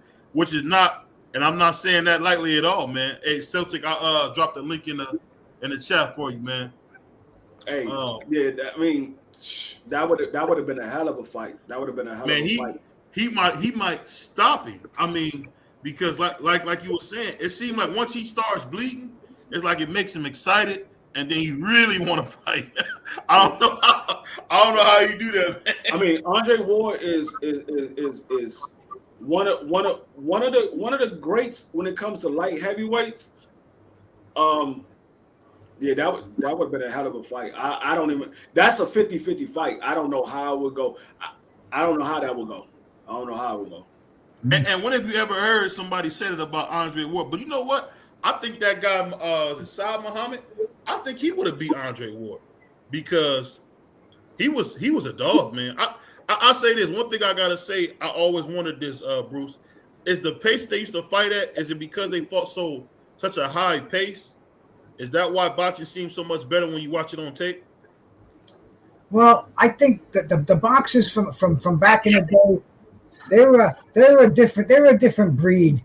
And the thing about these guys, if you look at these guys today, the sad fact is most of these guys are broke, and most of these guys don't have all their marbles. And the fighters today are looking at these guys, and they're like, man, as great as they were, the wars that they had, look at the toll it took on their bodies. Look at the damage it's done. So I know we're never going to see fighters like Saad Muhammad again. But Saad Muhammad, man, he was the miracle man. I mean, they don't even know his birthday. He's 3 different dates. They say. Seriously, bro. I like how you talking, bro. Listen to this, man. He was a kid. His parents were his mother. She was a drug addict. She dropped him off with his aunt to live. His aunt had a kid. She asked her kid. He was like 4 years old. Take him to the park and don't come back with him. And he was orphaned. They found him on the Franklin Parkway in Pennsylvania. That's how they gave him the name Matthew Franklin. The nuns called him Matthew after the Bible. And I mean, this dude has just had a tough road to hoe. You watch some of his fights, though; they're the greatest fights you're going to see. You're going to see him on the verge of defeat, coming back dozens of times. When he lost his title to Dwight Mohammed Flowers, I said, no, he's going to come back. He's going to come back. But this is the thing about boxing. One of these fights, you're not going to come back. So it could possibly be. We could possibly see that with Canelo Alvarez. We could possibly see that with Beterbiev. Any of these fighters. Father Time waits for nobody, and the accumulation of beatings, the miles that you put on your body. Hey man, you got to pay for all that eventually. So that's why boxing's a crazy game, man, a crazy sport. Hey, I know my brother CDK had a legend for you for the legendary Bruce Gas. Go ahead and ask a question, man. I know you had a question for her. I just want to ask you, if Floyd, I was listening to some Floyd was saying, do you think if Floyd would have fought during the times of Thomas Hearns and Sugar Ray Leonard, you think he would have went undefeated? No. I think boxing. Floyd was he's a very gifted boxer, but he was also a very privileged boxer. So Floyd dictated the way the gloves that he used. He dictated a lot of things. I don't think he would have been able to get away with that back in the day. His father was an active fighter back in the day. I saw his father fight Sugar Ray Leonard back at the Providence Civic Center in 1978, and we can get a good idea how Floyd would have fought Sugar Ray Leonard, because his father, if you watch some of his fights, he fights the exact same style. But as far as Floyd, great undefeated fighter. But I think if you put him back in the 80s, and especially if you throw him back in the 50s with the Sugar Ray Robinsons, and he would have been too big, man. Well, but also the damage those guys took on their hands. Floyd had brittle hands. He's had operations on them. He had to wear special gloves. I don't know if he could have gotten away with that back in the day, back in the 80s, 70s and 80s. But hey, man, I hate fantasy fights. I can't stand them. There is no correct answer. But, right. Hey, you know the funny thing about it, man. I think when people talk about the golden era of fighting, I always wonder, like, if Henry Armstrong was around now, man, he'd probably be unbeatable.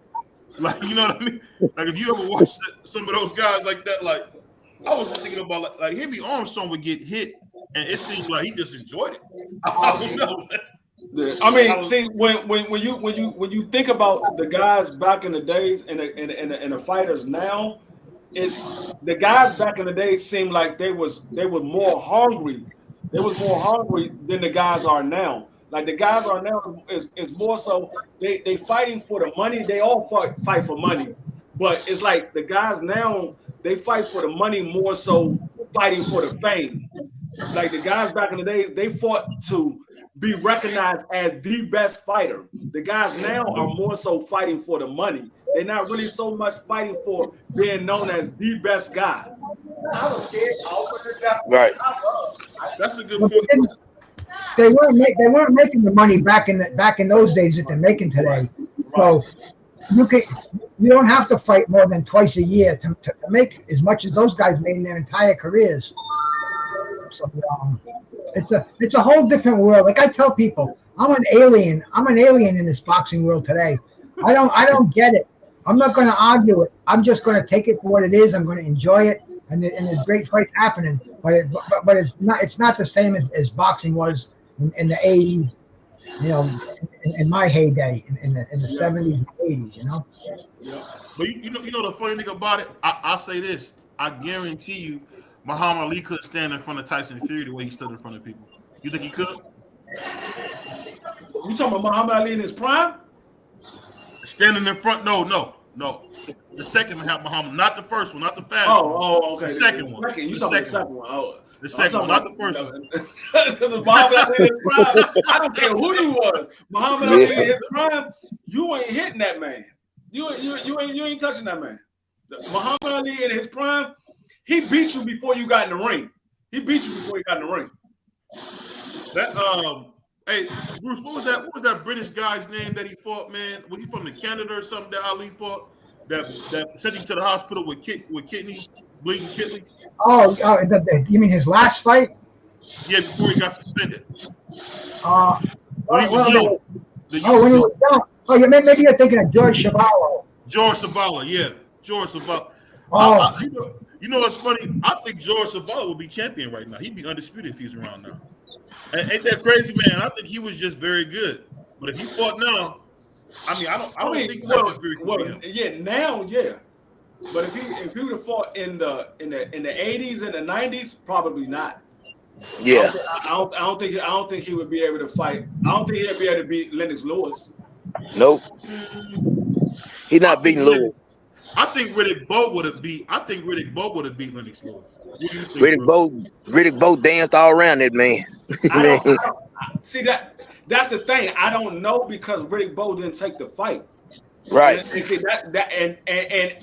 for that reason, I would have to say that Riddick Bowe knew something about Lennox Lewis that we didn't know. Because anytime a man don't take the fight, if you're the champion and you don't take the fight and you throw your belt in the trash, it's for a reason.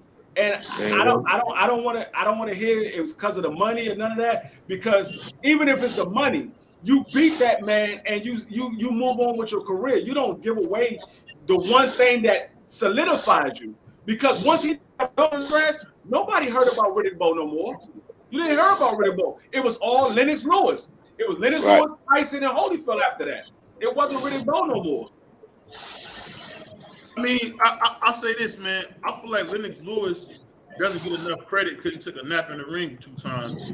But I think out of anybody, I would have loved to see Lennox Lewis versus Ali in his prime. That would have been a great fight. Because he's the first I think Ali would have beat Lennox Lewis, but Ali lost 3 times to Ken Norton, bro. People don't keep it real. Ali lost 3 times to Ken Norton. What you think? He did. Ken Norton beat him every time. I don't know how in the world he only got 1 out of those 3. It's style of fighting. Style makes fights. It's just like Sugar Shane and Vernon Forrest. Sugar Shane couldn't beat Vernon Forrest. Vernon Forrest couldn't beat Mayorga, but Sugar Shane could beat Mayorga, and Mayorga could beat Vernon Forrest. So styles make fight. That's the old triangle theory. That don't work. Hey, let me ask Mr. Booth a question before I go back to work, if y'all don't mind. Because I got like 2 or 3 minutes. I got to get back in here to work. But I always said that, like, when people talk about Muhammad Ali, which he is my favorite fighter of all time, but I feel like that Mike Tyson is a better version. The young Mike Tyson in his prime is a better version of Joe Frazier. So I always felt like that Mike Tyson in his prime would have gave Ali fits because of his style. What do you think about that? It would have been a great fantasy fight. I mean, damn, Mike Tyson for 3 years, from 1986 to 1989, he was the best. He was the best I ever saw. I saw Ali fight. I saw Joe Frazier fight. I've seen them all fight. You know, all within reason. But there were 3 years. Mike Tyson, he cleaned out the heavyweight division. Don King had the tournament. Every champion out there, every contender, he didn't dodge any of them. People are saying, "Oh, he didn't fight Riddick Bowe, he didn't fight Lennox Lewis." That was after prison. That was after Mike Tyson didn't have it. He was a regular human being after he got out of jail, after Buster Douglas beat him. But 3 years there, Mike Tyson and Ali and a prime Ali. That would have been fireworks right there, man. Hey, man, I appreciate y'all, man. Salute. I'm out. All right, bro. So Much love, brother. He was in jail 5 years? No. Mike Tyson, he was in jail for pretty much 4 years. He was in jail from 1990, and he got out in 95, right? That was from 91 to 95. Yeah, he did a good bid. Almost 5 years. Yeah, that's what I figured it was almost 5 years. Let me look it up. It said it was 5 years. It was 5. He got out in 1995. But this is the thing I'm wondering, man. Everybody talk about Mike Tyson for that 3-year span. What made him so great? Dedication, physical gifts. He had the great mind of Customato, where they took him as a 14-year-old kid and they put him in a boxing institution where he slept, and shit, nothing but boxing until he had the weekends. You know, Tyson was a crazy bastard. He'd go back to New York on the weekends. I mean, damn. You know what? I think that was more so the downslope of Mike Tyson when Customati passed away. I think that was more so the downslope because Mike Tyson was never the same after Customati was gone. He still was dominant, but he wasn't the same. He didn't have the dedication and the mindset that Customati gave him when he was under his training, because it was like Mike Tyson lived and breathed boxing when Customati was around. It was like once Customati passed away, it was like Mike Tyson partying. You see Mike Tyson around a bunch of females and stuff like that. So I think that was more so the downslope of Mike Tyson once he passed away. Well, Mike Tyson was adopted by Customato. That was not only his trainer, that was his father. And he didn't want, he was afraid of Customato. He didn't want to displease Cuss. So he was on his P's and Q's. He studied boxing films. They had a library, Jimmy Jacobs and Bill Caton. They had the biggest boxing film collection in the world. And that's what Tyson did that night. And he was a student. He still is. He still goes and takes care of graves of obscure boxers. You know, somebody dies, they'll pay for a funeral expenses, things you don't hear about. But Tyson, for those 3 years, I mean, dude, it was wild. And not only that, but we bought into it. Everybody had Mike Tyson shirts, Mike Tyson T-shirts. There were the Mike Tyson cartoons around, posters, everything. Video games were just coming around. And man, you know, Mike Tyson, he captured the world. It wasn't just boxing fans; it was everybody. You know, when there was a Tyson fight going on, everybody was in front of their TV. You know, you don't see that today. You don't see, you know, he'd be on commentating on Wide World of Sports. He'd be on the Johnny Carson show. He'd be on everybody, Arsenio Hall. You know, he was a celebrity. And he was transcending boxing. Where today you don't have anybody like that. That's that everybody, all they have to do is say the name Tyson. Back then, and Mike Tyson, baddest man on the planet. And I gotta say this, man. It's funny because people don't realize Customato changed boxing. You know what he did with Floyd Patterson, and even to a very small extent what he did with hopping up with Ali. Who was the better trainer, Eddie Futch or Customato? Who was the better trainer? Both great trainers, man. Hey, because I always hear about Eddie Futch, but you always hear Eddie Futch and Angie. You never hear Customato. Why was Customato left out of that list? Well, Cuss pretty much stayed to himself up in Catskill, New York. And he had fighters, but he didn't have the elite. He didn't have the elite fighters, the big name fighters. But he had his stable. He had Jose Torres, like you said, Floyd Patterson. You know, he made the best with what he had. But he only had a little. You know, he had a little house upstate New York, with, you know, a 12-bedroom house, and he kept. It was a rotating thing. Kevin Rooney was in there. Teddy Atlas was in there. I mean, it was a constant, but nothing but boxing though. I mean, great stuff. And Cuss was very picky on who he took on. He wouldn't just take on anybody. Mackie Don, salute, brother. Hey, I put my I put my Cash App in there, not for anybody to give me anything. I put that in there for Black Star because I got him a couple of autographs of Marlon Starling, and I hope he got him. But I sent Marlon a check. Marlon doesn't even have a Cash App. I sent a check. And if I'm saying, Marlon, you got to get these in the mail. And he's another one. He's been fighting for a long time. He's taking a lot of punches. He said, I put him in there already. I said, no, you didn't, Marlon. That was for somebody else. But anyway, Black Star, he texted me, wanted my Cash App. So I hope he got the autographed pictures, man. Because I'm trying to help out these OGs by seeing if I can generate some cash for them. Because I mean, most of these cats, bro, they're living on Section 8, government assistance, SSI. So if they can get a few bucks for their autograph, that's great. And I've sold a few for Marlon Starling. I want to get my man Leon Mohammed, Sugar Ray Seals. There's a couple of them that could use a few bucks. And they don't realize how powerful we are over here on YouTube, man. People appreciate those things. Those things are treasures. Yeah, they are, man. Yeah. And so if I can help them, get them out there to make a few bucks for them, man, give the people who get him a great present. I got a few back here on the wall, man, and I treasure those autographed pictures. You know the funny thing about boxing, I feel like no matter what, you could talk about eras or whatever, but it seemed like it all goes the same. Whether you're talking about Willie Pep, you're talking about Henry Armstrong, you're talking about Sugar Ray Robinson. I mean, I feel like anywhere you go in boxing, man, these guys can fight today. I mean, I put like this. I don't think everybody could fight when they fought. Like it's very, very few guys. I don't think there's anybody now that could fight back when in the 80s. I really don't. Other than maybe a Spence Crawford. I think even like a Tyson Fury would get handled by like a Larry Holmes. I think Larry Holmes would beat him easy.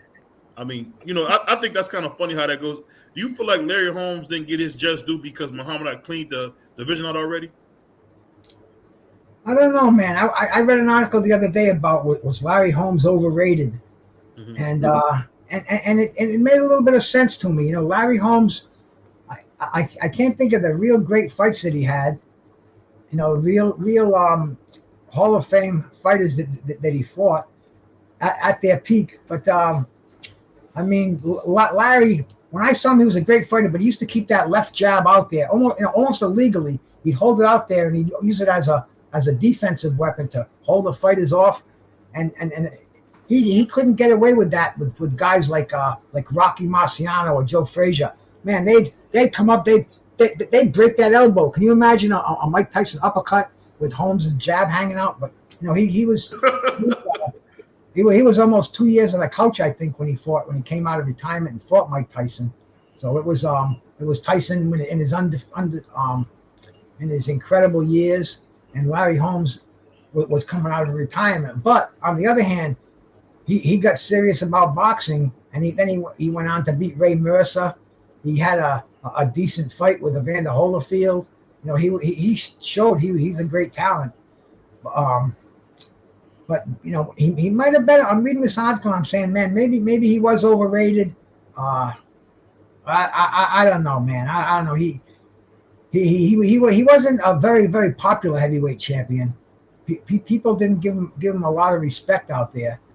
When he fought Jerry Cooney, he got they introduced him first. He was the champion, and they introduced him before they introduced Cooney.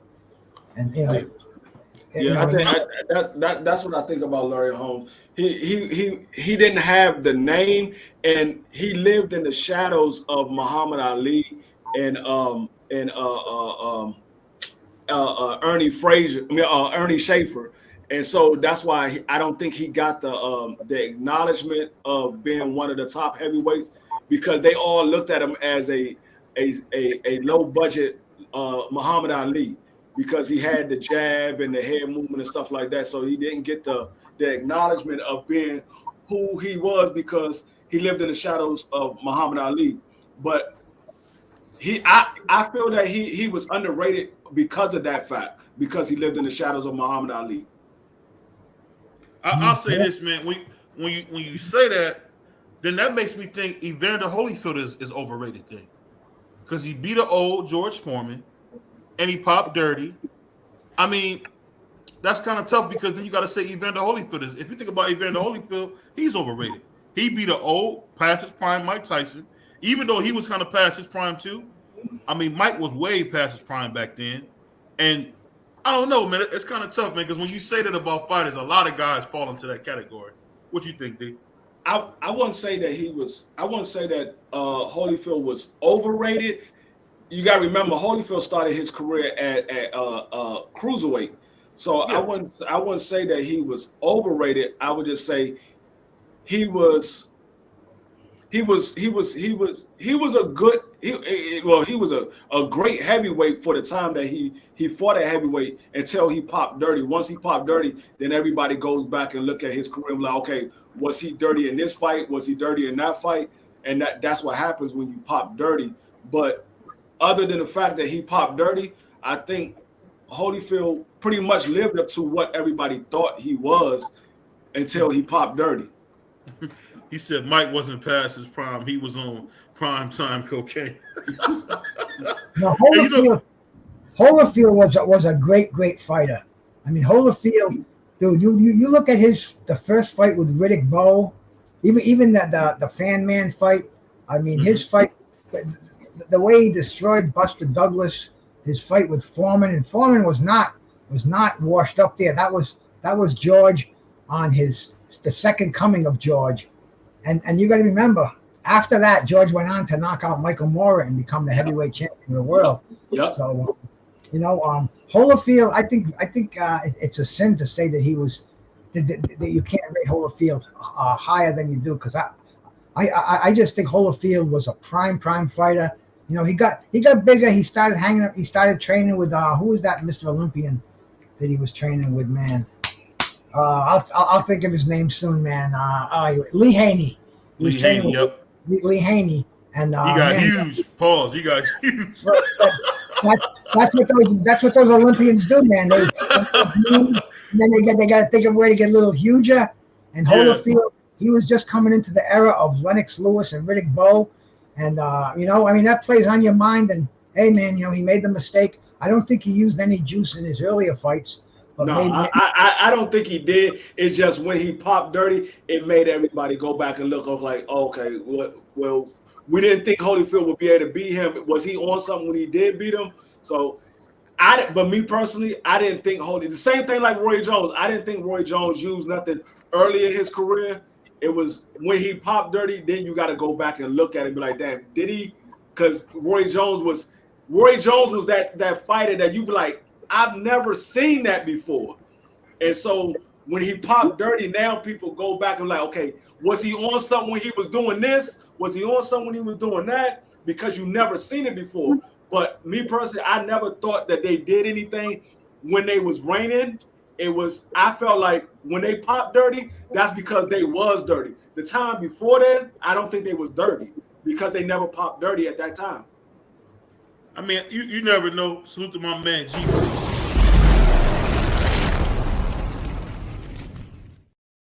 Hey, we're official. Hey, salute to my man, World Combat Sports. I gotta say, bro, you were right about Terrence Crawford. I gotta say that. What's going on, Scotty? Scotty, you were right, bro. You was 100% right, Scotty.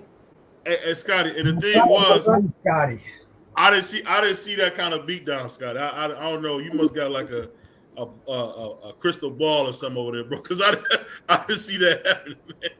But in your opinion, where do you go next, Bruce? Where do you think Spence goes next, man? Time out. Oh, okay. Go ahead. Hey, D-Free. So speaking about fights coming up, man, why do you think Tyson Fury is so scared of Usyk, man? What is this about? Like I told you when we had our last podcast, what I think it is with Usyk is a smaller fighter. He moves around the ring a lot, and Tyson Fury put on a lot of weight. He put on a lot of weight to fight Deontay Wilder, and he's never been able to lose that weight since he put it on. And I don't think that his stamina can keep up with Usyk, and I think that he knows that Usyk is going to be a problem. And I believe that the fight with Wilder took a lot out of him. It took a lot out of him. He won the fight, but he's never going to be the same fighter that he once was, because we got to remember, he got dropped 4 times in those 3 fights. He got dropped 4 times. And one of them, he even admitted that he was knocked out cold. He was knocked out cold. He even admitted it. So when you get knocked down 4 times and you get knocked out in one of those fights, it takes something out of you. And we all know Deontay Wilder, he's one of the hardest punching that boxing has ever seen. Regardless of how you might feel about Deontay Wilder, if you feel that he doesn't have the boxing ability, you feel that he's too small for a heavyweight, regardless of how you feel about Deontay Wilder, he's one of the hardest punchers that we have ever seen in the sport of boxing. This man has literally knocked down or knocked out everybody he's ever faced. So fighting somebody like that is going to take something out of you. And I think he know that Usyk, he saw what Usyk did with AJ, and he's looking at Usyk as an undersized heavyweight. He came up from cruiserweight, and he was able to do that with AJ in 2 separate fights. It's going to be a problem for him. And I think that's the reason why he really put all those stipulations in front of him because he really didn't want the fight. I'll say that that's a good point that you're making. I think what it is that Tyson Fury is not looking to fight a complete fighter, because when you think about it, him beating Klitschko, he was all jab, jab, right hand, jab, jab, right hand. Same thing with only difference with Wilder was right hand or nothing. And then you go to Dillian White, who really is the left hook or nothing. I think this guy, and it's funny, we was just talking about the real deal Holyfield. I really think your boy Usyk has a lot of Evander Holyfield in him, man. He's a really good mover. He might not have that power, but I'm talking about the boxing ability. The way he be like boxing circles around people. I mean, he really, he gave AJ a boxing lesson. And if you seen that second fight, it seemed like he got stronger to where he probably could have stopped him if it was a 15-round fight. So I think Usyk is special, man. And I think we really are missing out because he took an 85-15 deal, and Tyson Fury still turned it down. I'm telling you, man, Usyk might be the goods, man. He really might be the goods, because I've never heard of a guy, coming from, other than Evander, his direct competition. This dude really, man, probably could be one of the best fighters of all time if he gets the fights, because I don't see Deontay Wilder beating him. I say if Deontay Wilder catches him, he won't take that fight with Wilder though. Wilder said he wants to fight him. Wilder's dangerous. That's the thing. Wilder is dangerous. Wilder said he wants to fight him, and he said he's going to go fight as mandatory. I'm not saying Usyk's scared of Wilder. What I will say is, if Usyk can't hurt Wilder, it's going to be it's going to be a problem for Usyk. That's the last guy. It's going to be a problem. If he can't hurt Wilder, it's going to be a problem. That's the one thing I gotta say. If you can't hold Wilder, Wilder is going to be Superman in there. Because one thing I remember when he fought Luis Ortiz that second time, and Luis couldn't hurt him. I mean, he knocked all that grease and sweat and hair and all that out of him, man. Like it was just just bad. You seen all that soul glow pop off his head as soon as he popped him, man. But yeah, that was a nasty uppercut he caught Luis with. But yeah, I mean Usyk, I like Usyk. I really want him to take the Wilder fight. Mm-hmm. I don't know because he decided to take the mandatory fight. Mm-hmm. It kind of makes me. Was that Dubrow? Yeah, It kind of make me look at Usyk with a side eye, because you said you want the Wilder fight, and Wilder's willing to take the fight, and then you decided to take the mandatory fight. So it kind of make me look at a side eye. But I'm not going to say that he's scared of Wilder, but I don't know. He might be. He might be a little scared, because I mean, I'm gonna be honest. When you see a guy trying to fight you and he's knocked down or knocked out everybody he's been in the ring with, you kind of think twice before you get in the ring with him. You kind of think twice, regardless of how you feel about yourself. You kind of think twice about it, because he's coming. We know he can punch. So if you get hit with that, can you stand up to it? That's the question. And truth be told, Usyk got a little hurt when he fought against AJ. And AJ hurt him. AJ don't hit as hard as Wilder. AJ don't hit as hard as Wilder. He was definitely hurt. But that's the problem with boxing today. When we talk about the 80s, they all fought each other. There was no inter streets to cross. They didn't have to worry about dealing with dual promoters. Don King pretty much took care of him, and when he wasn't, he would make deals with Bob Arum and Cedric Kushner, so these fights happened. But now, I mean, Deontay Wilder, I don't care who he fights. I think he should fight twice a year. Fight a bum, fight an up-and-coming guy. Andy Ruiz, that fight's a shame that fight wasn't made. Wilder, I mean, and this weekend, man, who's going to fight Anthony Joshua? We're still wondering about that. L-Dub mentioned Helenius, and L-Dubs is the man. He knows what's going on. And dude, do we want to see that fight? No. Yeah. No. I did hear something about Robert Helenius, and it was somebody else. They mentioned somebody else. They mentioned Ruiz. They mentioned Herjavec. They mentioned Herjavec, yeah. Herjavec would be a good fight. I think that would be an interesting fight. That He'll would beat AJ. He might beat AJ. yeah. He's already on the card. He's already going to fight there. Ronnie Shields is already over in England right now with him. So I mean, I don't think AJ would take that fight though. Yeah, that's two slow robotic fighters fighting against each other. So it's a matter of who land they punch first. I mean, but then again, I mean, AJ has been working with Derrick James, and he looked a little better in his last fight when he under Derrick James. He looked a little better. He was still a little robotic, but he wasn't as robotic.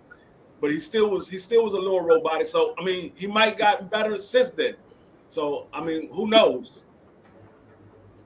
You know the thing about Anthony Joshua is he's very good. He's just not great, and I say that because he's an accumulative puncher, and he really, he's in and out, but he's not in and out fluently either. So it's just, to tell you the truth, if you put him against anybody who can punch, he's going right to sleep. If he was in there with Tyson Fury, and the way Tyson Fury beat Wilder, I mean, he took his belt off with Wilder. It would be worse with AJ, man. It'd be worse because one thing about Wilder, people don't realize, Wilder got a chin because you can't take them punches right on the button like he even took them. Whether it was against Luis Ortiz at his best, Tyson Fury at his best. I mean, I tell you what, man, Wilder's career, people when he retires, they're gonna really sleep on how good he was. And I think the difference between him and like an Ernie Shavers was he believed he was a champion. Where I can say I don't think Ernie Shavers come out of prison believed he was a champion. But I don't know what you think about that, D-Free. Ernie didn't go to prison. Ernie Shavers didn't go to prison, bro. Wasn't it? When Ernie Shavers was in prison? Maybe you're thinking. Are you thinking of Sonny Liston?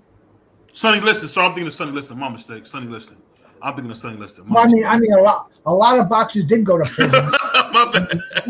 Definitely easy to make that mistake. Yeah. The thing about Wilder is Wilder he has something he had to fight for. He was fighting for his daughter. He had to make money for his daughter, so he was hungry. He wanted to get in there and fight everybody. He wanted everybody, and he wanted the best of everybody. And once Wilder started realizing that he was better than what he thought he was, then his confidence grew. And that's when you started seeing Wilder started talking a lot more. Because when Wilder first got it after the Olympics, when Wilder first got into the sport of boxing, he was just fighting everybody. He wanted to fight everybody. Once he realized he was better than what he thought he was, then his confidence grew, and you started seeing Wilder started talking a lot more. And Wilder realized, okay, a lot of these heavyweights can't really be in the ring with me because I know my right hand. If I land my right hand, 9 times out of 10, these guys are going to sleep. So that's what Wilder realized. And the one thing I hated is that Wilder fell in love with his right hand. He got away from what got him to where he was. And what got him to where he was he used to jab a lot more. But once he started realizing if he landed his right hand, he'd knock the guy out, he started relying on that right hand. And he got away from the fundamentals of boxing. Well, I think if he would have fought more, he would have got those fundamentals back, because that's why activity. He relied on that big right hand, and he fought once a year. And when he fought, he landed that big right hand, and the fight was over. Yeah. So I think if Wilder wanted legacy, he would fight anybody. He'd be more active.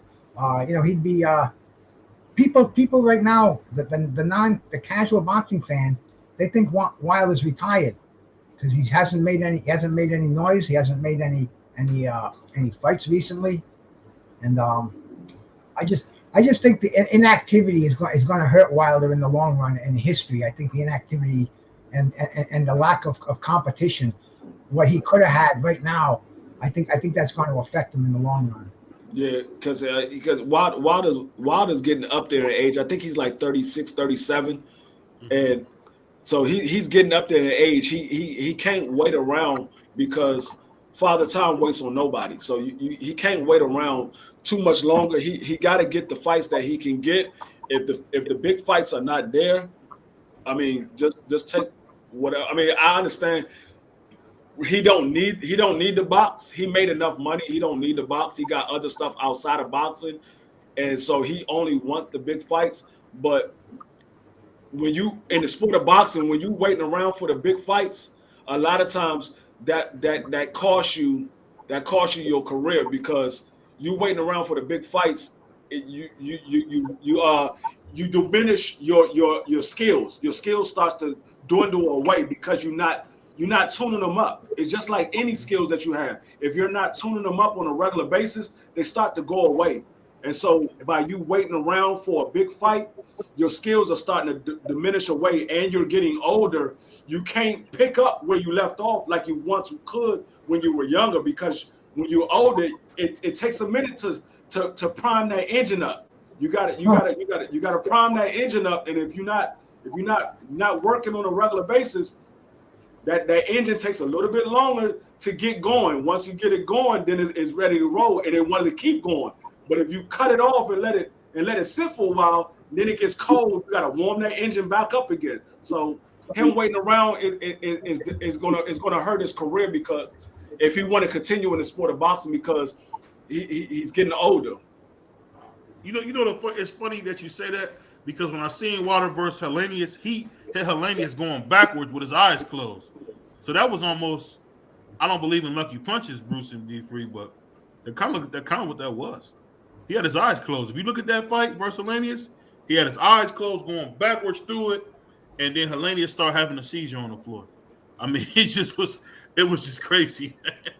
I don't think his eyes was closed. I think it was more so the camera caught him when he was blinking, because Helenius was throwing a punch at the same time. So I think it was more so he was blinking, because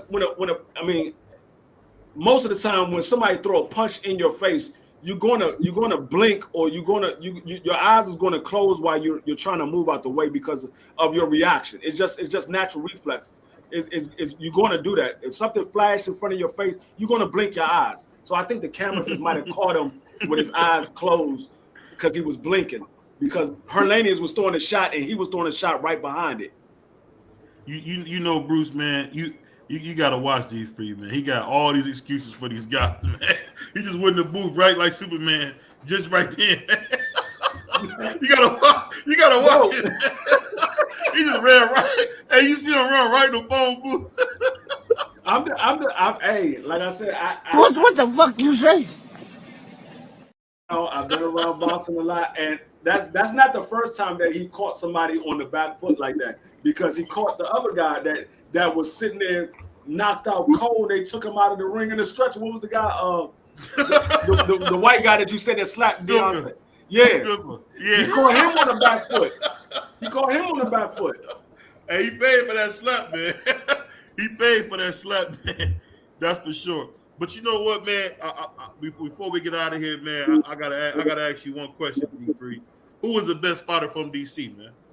Who's the best fighter? What? From DC. Oh. Hey, I gotta say Sugar. I mean, he's from Maryland, right? Technically, he's from Maryland, but Prince George's County, Washington D.C., they coexist together. So if you would put both those together. It's not like Baltimore and D.C.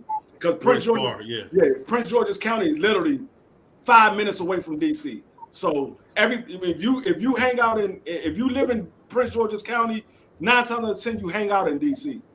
So like right now, I live in Prince George's County. DC is literally right across the street. So I mean, but I would have to say Sugar Ray Leonard. But if you have to pick somebody that's literally in DC,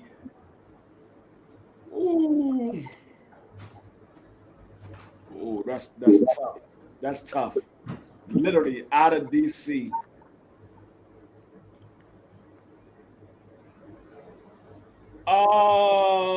It would be between Chop Chop and Mr. Gary.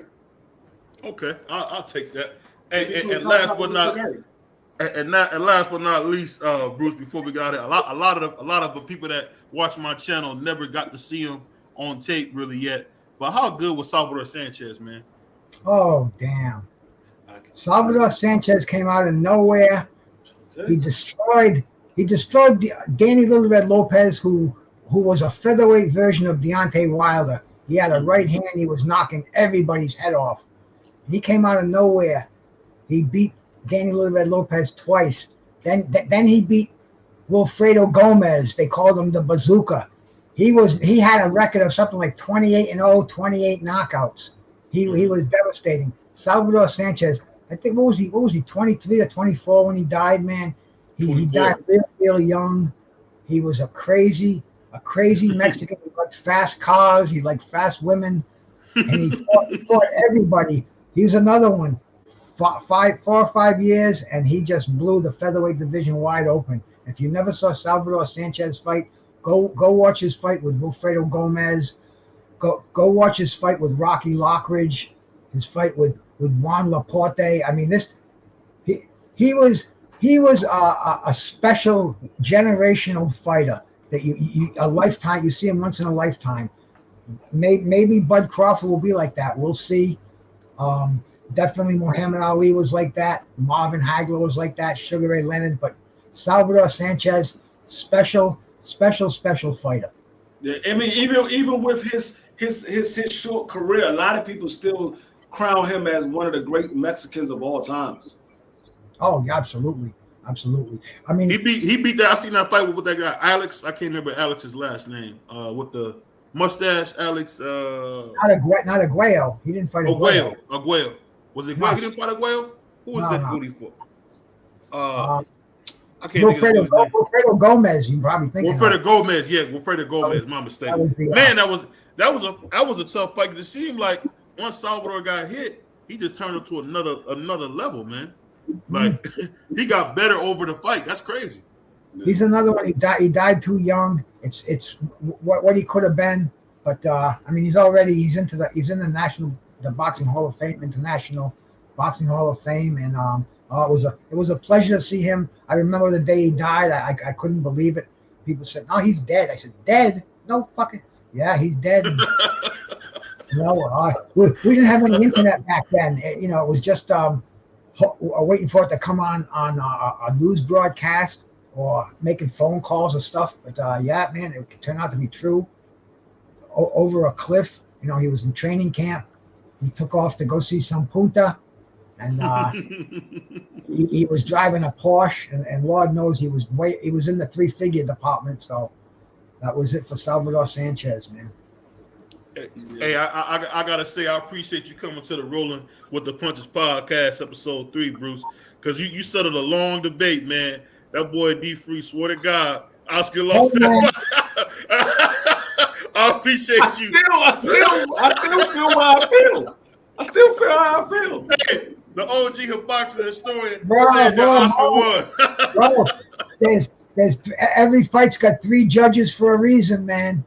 Everybody sees a fight differently. Some people love a defensive fight. Some people like the aggressive offense. Some people like ring generalship. You never know, man. I mean, I'm not Cheatham, Sutherland.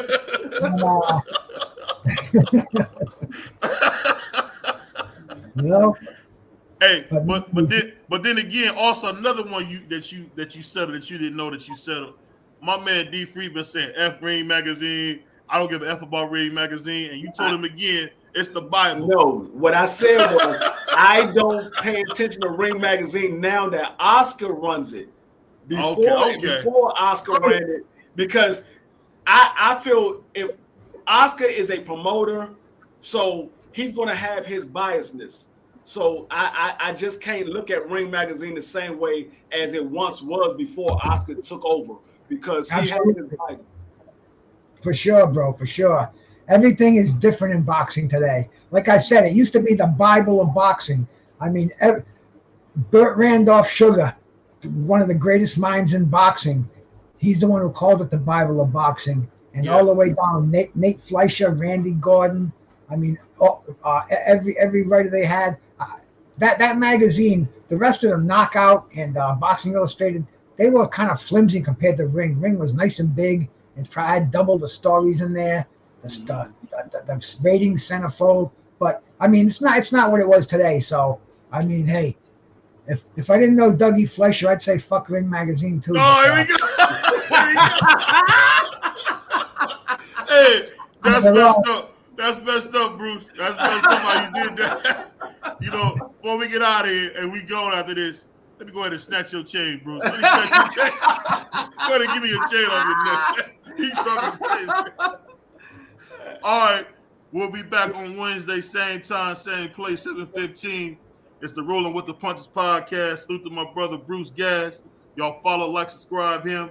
Of course, my partner in crime, D Free, DC's own, Oscar De La Hoya hater. D Free. And it's your boy, BVO. And we go. All right. Peace. Peace.